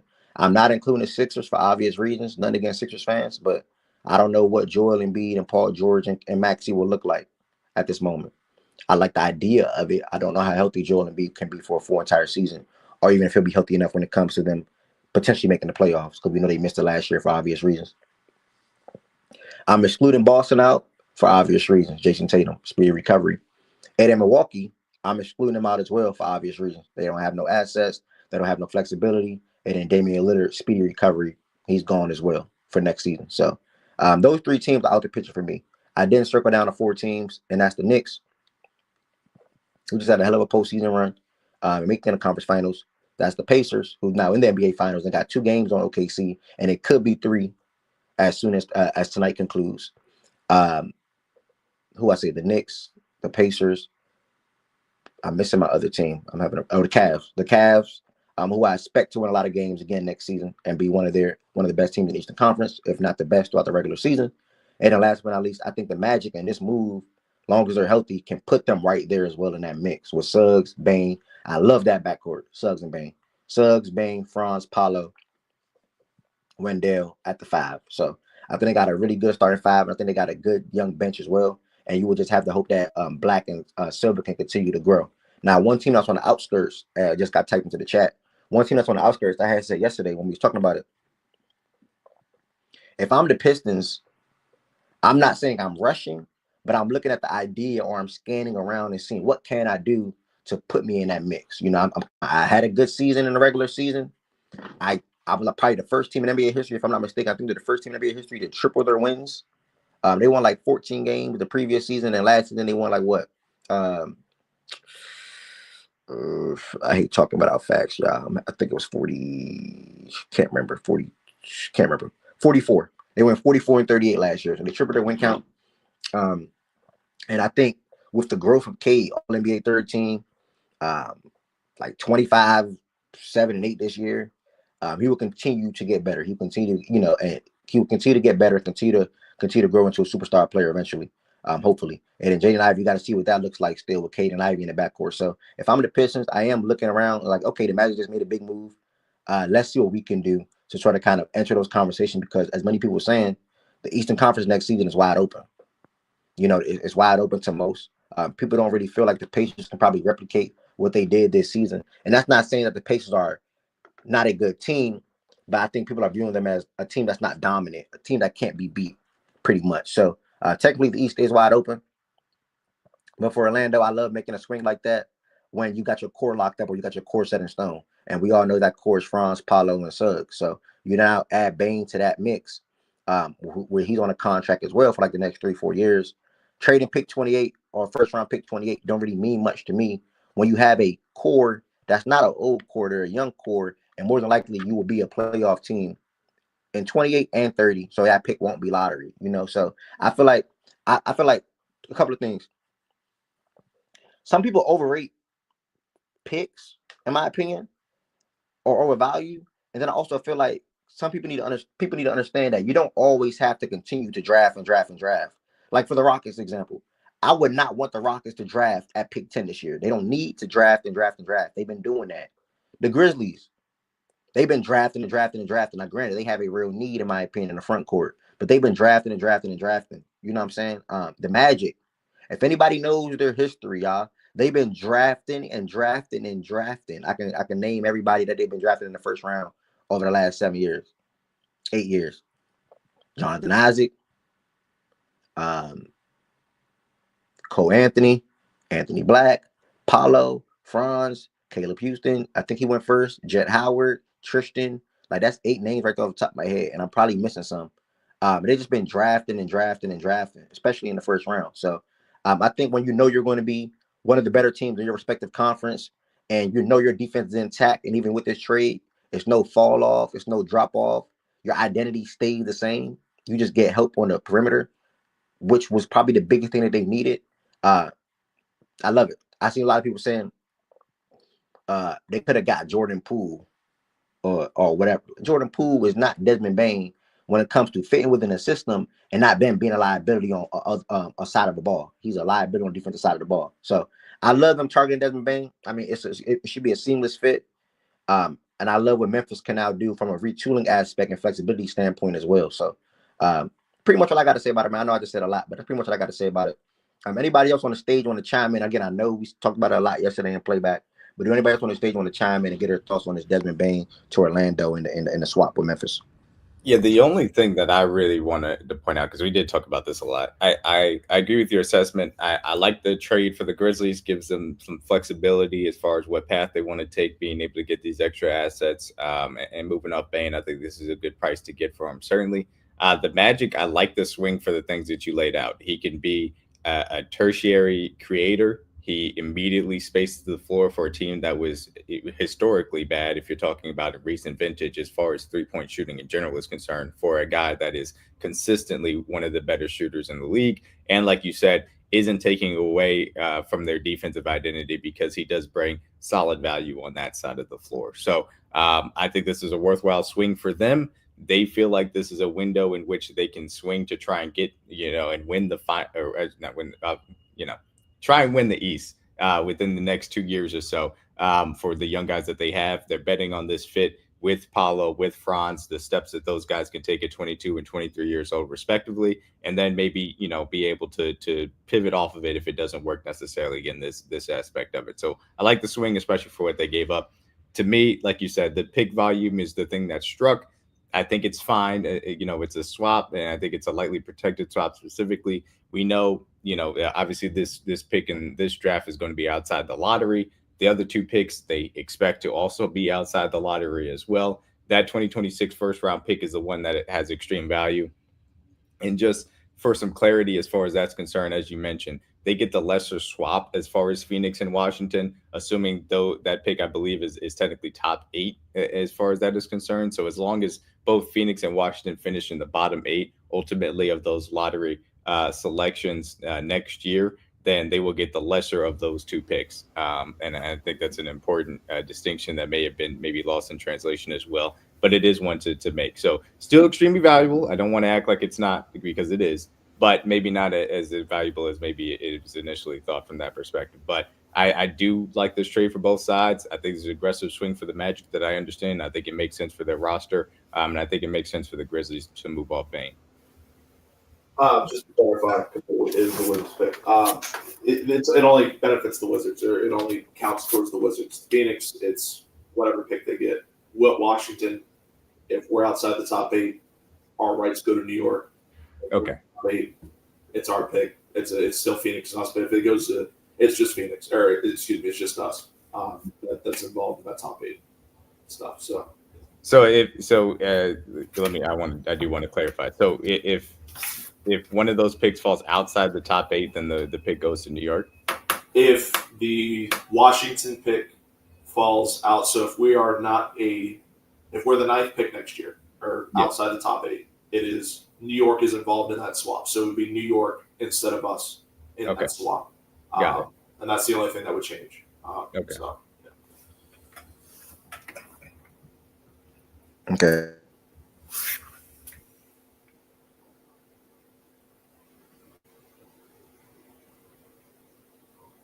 And you kind of, I don't know if that was. Oh, my bad. I was saying, D-Farm, did you have any thoughts or anything about the trade? Yeah. See, I'm someone who values picks, and I get it. Bane is a top 50. Arguably, he's a top 50 guy in this league, so I understand the value. Again, the market has changed ever since the Bradley Beal trade. So I get it. 5 first-round picks, it may seem steep to someone who kind of values draft capital, draft assets, but right now, this is the NBA. If you want to get a guy of Bane's value, of Bane's magnitude, this is the price. This is the market for a guy like Bane. I like it for Memphis, but I also don't think I think the Magic are not done. I think they try and trade up in this draft. I don't know if there's been reports. I'm just trying to guess here. I think they try and get a guy in this draft. I know they have Denver's pick. I know they have a couple picks. I think they try and get a guy like Malawak, who can be their center. I'm not a big fan of Mo and Wendell as that piece in the center. I think they get a guy like Malawak. I think they try and solidify this core and try and build, not for just this year, but for years to come. So I think they're not done. I think they try and trade up on draft night, try and get a guy, whether that's Malawak or someone else. But I think the Magic are going to try and go all in. As a lot of teams should. I said this with the Sixers. I said this with teams that are right at the brink in the Eastern Conference. This is the weakest it will ever be. And in 2 years' time, there's going to be a lot of competition. There's going to be teams that are not there now that will be there. So if teams are not jumping at the gun, be like, hey, we have a chance to make the finals, a chance to make the Eastern Conference finals.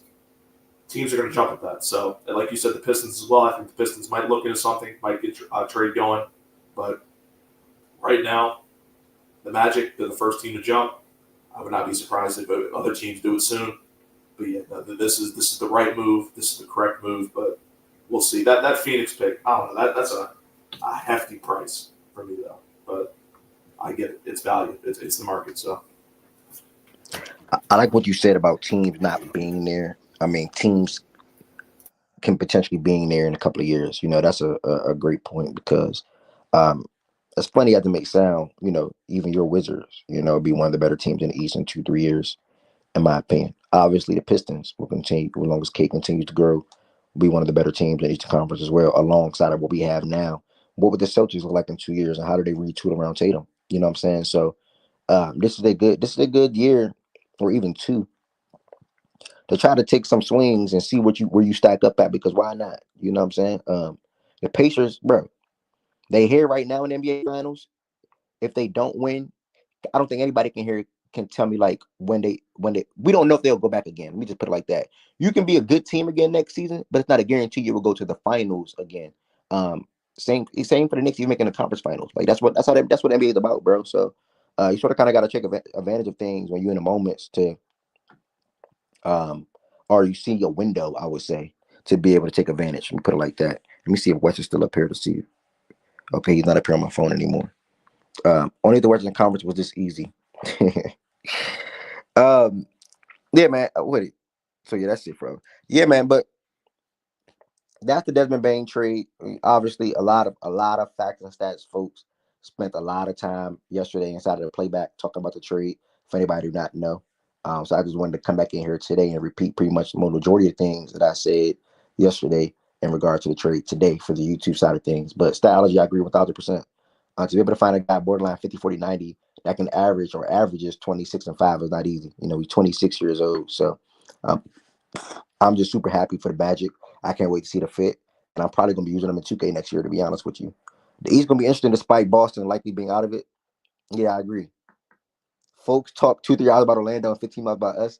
Miles, the thing about it is, nobody's saying nothing bad about Memphis, though. Everybody is happy for y'all when it comes to that move, though.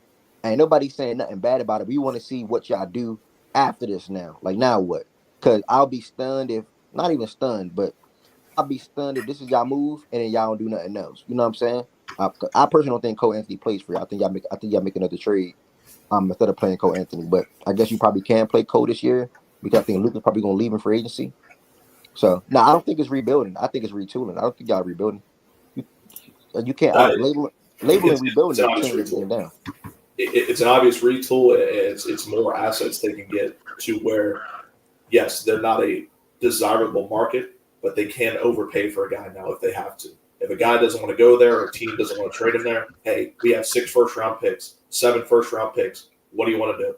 Here you go. We have guys. We have coveted assets. You have Cole Anthony now. You have KCP who you can trade now to teams that would still have bench pieces. It's a good trade for Memphis. Again, and I also see Miles' comment. You would not get the Wizards pick. The Wizards are probably going to be a bottom 7 team in the league next year. You would get the Suns swap.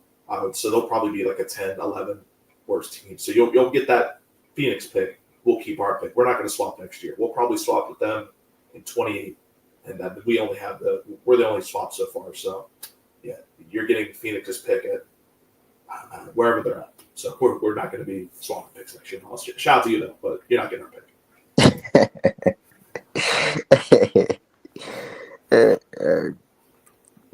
But yeah, my Trey Murphy or a Grizzly, that's cool. Yeah, that'll be good for them. I mean, that'll be good for them. That'll be good for them. Borderline. Hold on, about multitasking. So yeah, that's everything about the Devin Bane trade. Like I said, we spent a lot of time talking about it. Again, tomorrow we're gonna be picking back up. Not ending right now yet, but tomorrow we'll be picking back up NFL positional rankings after the finals game recapping. So I know we done did tight ends and we done did wide receivers. Uh, we done did corners. So tomorrow, what was the last thing we did? Tight ends, I think. Tomorrow something on the defensive side, I think. I think we did tight ends last. Yes, tight end was the last Yeah. one we did. So tomorrow will be something on the defensive side. Probably will go safeties. And then the next day we'll be circling to O linemen and then defensive linemen and middle linebackers and quarterbacks. Quarterbacks will probably be last. And also got to get running backs in there too. So tomorrow I'll probably want to look at safeties. Just giving y'all a heads up. And again, everybody that followed on Twitch today, y'all, truly thank y'all. Even the ones that subbed, truly thank y'all. It really, really, really, really, really mean a lot. That is the next platform that I'm going to heavily attack. One day I will probably have 100 subscribers on Twitch. That's a goal. One day I will get 100 subscribers on Twitch. That is a goal. I plan on being live, and it's gonna be a mixture of things. It's gonna be the fact and stats live streams. It's gonna be gaming live streams, and it's gonna be my personal life live stream. Whether I'm traveling, whether I'm doing with anything, whatever I'm doing, and I'm gonna be there. I'm gonna probably be live. You know what I'm saying? Going live more often than that. And also the first look at it is this Saturday. This Saturday, I'm taking the whole entire camera around. I'm live for hours. I'm putting everybody in the camera. Everybody gonna be talking. And I just appreciate all the support. And again, if you do have Amazon Prime, it's best for you to subscribe through Amazon Prime to avoid ads. It's best for you to subscribe through Amazon Prime to avoid ads. Remember that. We'll make that very clear for y'all. Long live Trigger Man Bane. I like Memphis to draft Neek. Okay. So what's next, Miles? Nah, Miles don't think rebuilding is next. Miles thinks retooling is next.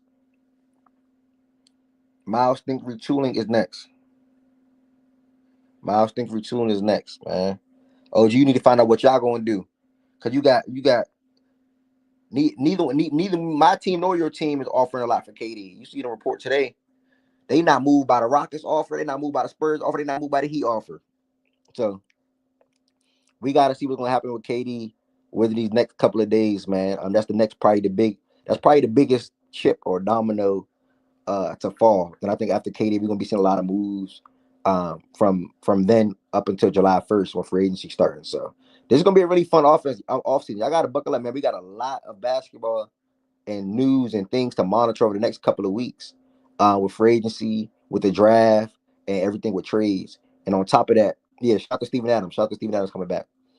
On top of that, with all these NFL positional things and ultimately still eventually going to dive into divisions and things of that nature as well. So thank y'all for all the support. Next thing we're going to talk about today to wrap up, not too much. And again, make sure a reminder to folks that's in here. Again, I'm going to say this one more time, and I'll be more prepared. Well, I was prepared. Well, I was prepared today, but I was having some difficulties today. I'm not taking the show from YouTube to playback anymore. Playback is for watch parties or when one of the guys randomly start the playback room. Playback is for watch parties or when one of the guys start the playback room for whatever reason, whether somebody wants to start to have talks about artists or music or sports, whatever the case may be. Y'all know how y'all be doing the playback room. Y'all can start it whenever y'all want, whether it's baseball. Y'all can start it whenever y'all want. But more so, playback is live for watch parties. That's WNBA related, NBA related, and MLB related. If you want to hear facts and stats, myself and others talk sports in regards to whatever the topic may be, YouTube and or Twitch. YouTube and or Twitch. And I'll continue to orchestrate and set up and organize a Twitch today. I will continue to set up and organize the Twitch today. So keep that in mind, y'all. I'm never going from YouTube to playback anymore. If anything is going from YouTube to Twitch, and it's not a guarantee that I go to Twitch, for the most part, it'll be longer YouTube shows. So keep that in mind too. Thank y'all for all the support. Game 5 tonight. Listen, both teams are making adjustments as far as Game 5 tonight. Both teams been making adjustments, literally. Indiana been making adjustments offensively. Indiana been making adjustments defensively for how they've been guarding SGA. OKC been making adjustments offensively. OKC been making adjustments defensively. You know what I'm saying? So both teams are making adjustments throughout the series, and that's what the NBA Finals is all about. Right now, we're sitting at 2 apiece. And before I even continue, Miles just came into the comment and said, "This is the biggest game of SGA and Halliburton's career." He said, "This is the biggest game of SGA and Halliburton's career." I don't know how I feel about that one. I don't want to flat out and say this is the biggest game of their career. I do think Game 4 was definitely 1,000% a big game for SGA and that OKC mob. Hold on, somebody. I hear somebody. Oh, that's established. Meet you real quick, bro. I hear your background a little bit. Is it not? I mean, biggest game of their career? Well, yeah, I guess. Okay, yeah, I guess you can say I mean, that. you in the finals, so every game that comes up is the next biggest game of your career. You've never been there before. But the thing about it is, like, the reason why I don't want to say this is the biggest game of their career, because if Indiana loses today, that game 6 is the biggest game of Halliburton's career. Well, yeah, but it's a progressive thing. Every next game in the finals, the first time you're there, is your biggest game of your career. Yeah, so yeah. It's pretty much every game, man. So I don't want to just point it down to just one game. SGA got the best step up in big moments, and he carried when it mattered the most, for sure. OG. Now I'm not saying it's crazy. I'm just saying I feel like you can say that damn near for every game. Because if Pacers win today, then the next game is SGA's biggest game of his career. You gonna go out and lose, or you gonna go out and even series and go back home? You know what I'm saying? I do like OKC to win today, BJ. Listen, I feel like this was a must-win game for both teams on game 4. I feel like that was a must-win game for both teams. Probably still the same thing today. Probably say the same thing today. But I think that OKC can regain control of the series, obviously, at home. But they're going to need one thing to really matter. I do not think they can probably win a couple of things, actually. I don't think OKC, not saying they can't do it, they probably can, but I probably wouldn't bank on OKC winning a game again like that. And what I mean by that is having 10 assists and knocking out 3 or 4 threes and still being able to pull out that win. And that was solely because of what SGA did in that fourth quarter. And not even just SGA in the fourth, it's really how well Jada played throughout the course of the game. My biggest thing right now when it comes to Indiana, and I had said this, you got to just let SGA be SGA. The same defensive coverage that you give it to SGA, you got to at some point not give it to Jada. Every time SGA gets the ball, he's seeing it too. It's gap, it's nil help, things of that nature, the trapping, the doubling, all that. Meanwhile, Jada gets the ball, he's able to attack Neesmith or Siakam or whoever it is in one-on-one situations to get to the basket and ultimately get to the foul line. After they got to try to limit Jada more so than limiting SGA. Because Jada, back-to-back games in NBA Finals as the number 2 scoring option, he scored 25-plus points in back-to-back games in NBA Finals. I don't want people to just scoff at. I don't want people to just ignore that. Back-to-back games in NBA Finals, J-Dub scored 25-plus points. So I think they need to try to limit J-Dub. And if SGA gets his usual 30, because he averaged 32 or 33 in the series, if he gets his usual 30, okay, you got to just shake his hand.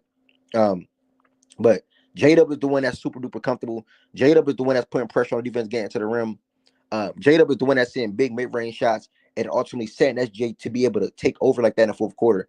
All that came down from J-Dub. All that came through from J-Dub. So that's what I got. Indiana, try to limit J-Dub as much as possible if you can. I'm not saying it's going to be an easy thing to do, but try to limit as much as possible. Nembhard, you are playing amazing defense on SGA. Nembhard, you are playing amazing defense on SGA. I want to give Nembhard a lot of credit for how he's been performing. And then Chet, don't let that motor that you had in game 4 be a one-game thing, because I'm not going to lie, that motor was not there in game 3, and that's why y'all went down 2-1. He made a point.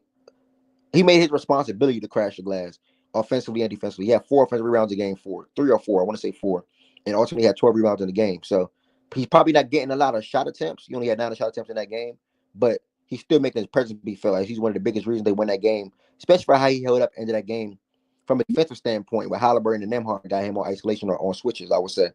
They switched their defense in the fourth quarter, or probably after halftime, just switching everything versus letting Indiana get 4 and 3 looks and Halliburton having the ability to make any type of pass on the court when OKC was scrambling. So what else I want to say about Indiana side? Siakam. Continue to make Siakam involved in offense, man. Siakam had a really good first half. Obviously, he didn't replicate what he was doing in the first half and the second half. And which one of your guys are going to show up? What I mean by guys, I'm talking about their bench crew.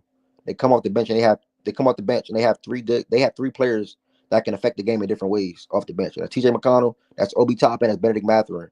It's probably best for them to get 2 out of the 3, but even if they get 1 and probably get a Nembhard good offensive game, or even a Neesmith good offensive game, alongside with Halliburton and or Siakam, they can probably win the game.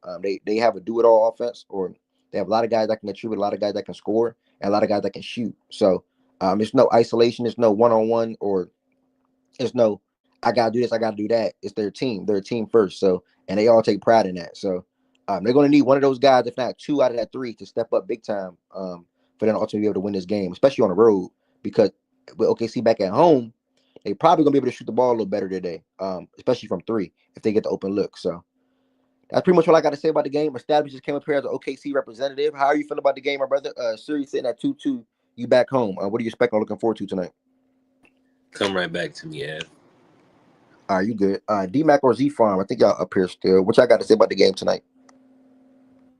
I'm looking forward to it. Like I said, I thought Game 4 was going to be the winner that was going to win the series. Obviously, the Thunder responded in kind, and like you talked about, kind of the Chet motor was very impressive. J-Dub throughout the game kept them in it. Caruso had a really standout game.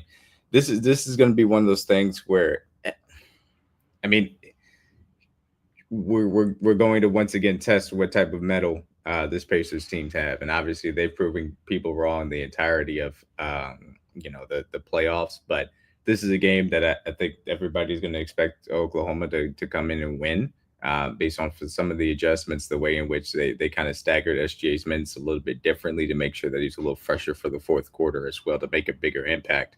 Can Rick find a little bit more defensive answers to what they presented?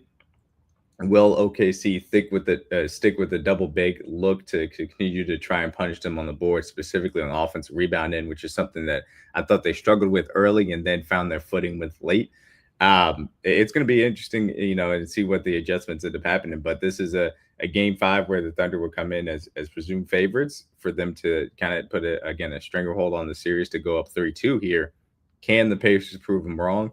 It would be a huge upset, and this is one of the games where we know the type of player that Halliburton is. He's not a poured on type of guy. It's not necessarily always his game, but can his aggression be a tone setter for the Pacers tonight to get them, in the mindset of saying, hey, we can take this game. We can keep this game close and try and steal this game. So that's going to be the thing I'm watching early. Does Hallie try to come out and set a tone early, or are they just going to try and stay within arm's reach and try and steal it late? How they go about it from that perspective. But I think this is, like I've said, these are two really good teams, and they've continued to put on very entertaining basketball, and I expect tonight to be more of the same. Yes, sir, my brother. Appreciate that. Z-Farm, did you say something? I didn't know if you said something or not. No, I'll just touch on it real quick though. A lot of people thought this series was going to be done after tonight. Regardless of the winner, there will be a game 6. That is the magnitude of the series. That is how gritty Indiana. I think that's the one word to describe the Pacers is grit. No one expected them to be in this situation where it is now a best of 3 compared to the best of 7, which they're in right now. I do expect the Thunder to win tonight. The momentum they had in the last game 4 was very impressive. Something I have not seen from this team all series. But it really depends on how Chet is. If Chet is off, the team is off. It feels like that's what it's been throughout the series. SJ has had his games. He's had his moments. He had a great closer in game 4. I expect him to build off that tonight. But it's up to Chet and J-Dub. Those are the 2 guys. That's the supporting cast. That's the sidekicks to SGA. They need to lock in. So, shout out to the Thunder. Hopefully, they need to get it done tonight. Because if they don't, they go to Indiana down 3-2. That place can be rocking. So they need to get it done in OKC. At least try and get something. At least try and get a home game one more time. But, yeah, I got the Thunder winning. I don't know if that – I think it's 9.5. I think it's very disrespectful to the Pacers. But they should cover that money line. Thank you, my brother. BJ, what's going on? I said BJ. Establish, you ready now? My bad. Wait, Establish not even up here no more. Holy cow. I'm going to try to wait around for Establish to see if he'll come back up here. But to circle back on every other thing, again, Playback. Playback is a platform that did have or have been allowing me to host a show there when I needed to do so. More importantly, we shifted to Playback when it came to watch parties. I want to make that clear. We shifted to Playback when it came to watch parties. Playback.tv/facts and stats. Playback.tv/facts and stats. Be Young, what's good? Tonight, we are there again, literally in about 7.5 hours watching the game. Make sure you all pull up. If you need VIP, let me know, and I'll make sure you have the access and ability to watch, to have VIP and be able to watch the game with us. This is a big game. This is game 5. It's not do or die, but this is the game 5. So make sure you all pull up and watch the game with us. I don't know if Established is going to circle back and come back around. So we'll proceed. Again, not too many shows will go from YouTube to Playback. Well, no shows will go from YouTube to Playback anymore. So it's going to be some mini growing pains as people get used to coming to YouTube, or some people are so accustomed to Playback. Playback can still be utilized, but not for no shows. Not for no shows. If it's too many people trying to come on the stage or I would then switch over to Twitch, and then it will go like that. So some shows will be held on Twitch, some shows will be held on YouTube. But those two platforms will be at the forefront when you think of anything fact and stats related. Big trades or whatever the case may be, signings, whatever, I will then make a space. Yesterday, they did playback for the Desmond Bane trade. So KD get trade, for example, it'll be a space. Some Saturdays and Sundays, it'll be a space, like this past Saturday, which was a cool 2-hour space. So Twitter Spaces, Twitch, and YouTube. Make sure you all follow Fact and Stats. I said Fact and Stats. Make sure you all follow me on Twitch. That's literally at Everett Jr. or twitch.tv/Everett Jr. I'm gonna drop that in the chat real quick. Make sure you all subscribe to Fact and Stats on YouTube. And this was a quick show today. Some of the shows today, well, not quick, but some of the shows today, this week actually, will be like 2 hours, 2-3 hours. This is a big weekend coming up for me. This is a big week for me. This is a big cookout coming up. So I'm not going to be sitting here, probably no day this week for 4 or 5 hours. I'm probably not going to be sitting here no day this week for 4 or 5 hours as I got to prep for the whole entire cookout that's coming up. So everybody that came through today, thank y'all. I know it was like some little difficulties that I was dealing with in the first 5 minutes of the show. But tomorrow, we're going to be recapping the game. Tomorrow, also, on top of recapping the game, we're going to be ranking the top 10 safeties in the league. So make sure you all prep your list and have your list ready. And then just everybody that came through today, thank y'all so much. Make sure you all subscribe. Make sure you all follow me on Twitch. And the ones that did subscribe on Twitch today as well, thank y'all. One day I'm going to have 100 subscribers on Twitch. That's a goal. So I'll talk to y'all tomorrow for the show purposes. And then also the playback room, whenever that first baseball game is, let me see what that first baseball game is. That first baseball game is at 6:45. Okay. So the room don't get started before then. I'll probably start the room about 6:45 at that first baseball game. And ultimately, obviously, when 8:30 hits, we're going to be switching over to watching the OKC Indiana Game 5. Peace, blessings, and love. Thank y'all for all the support always.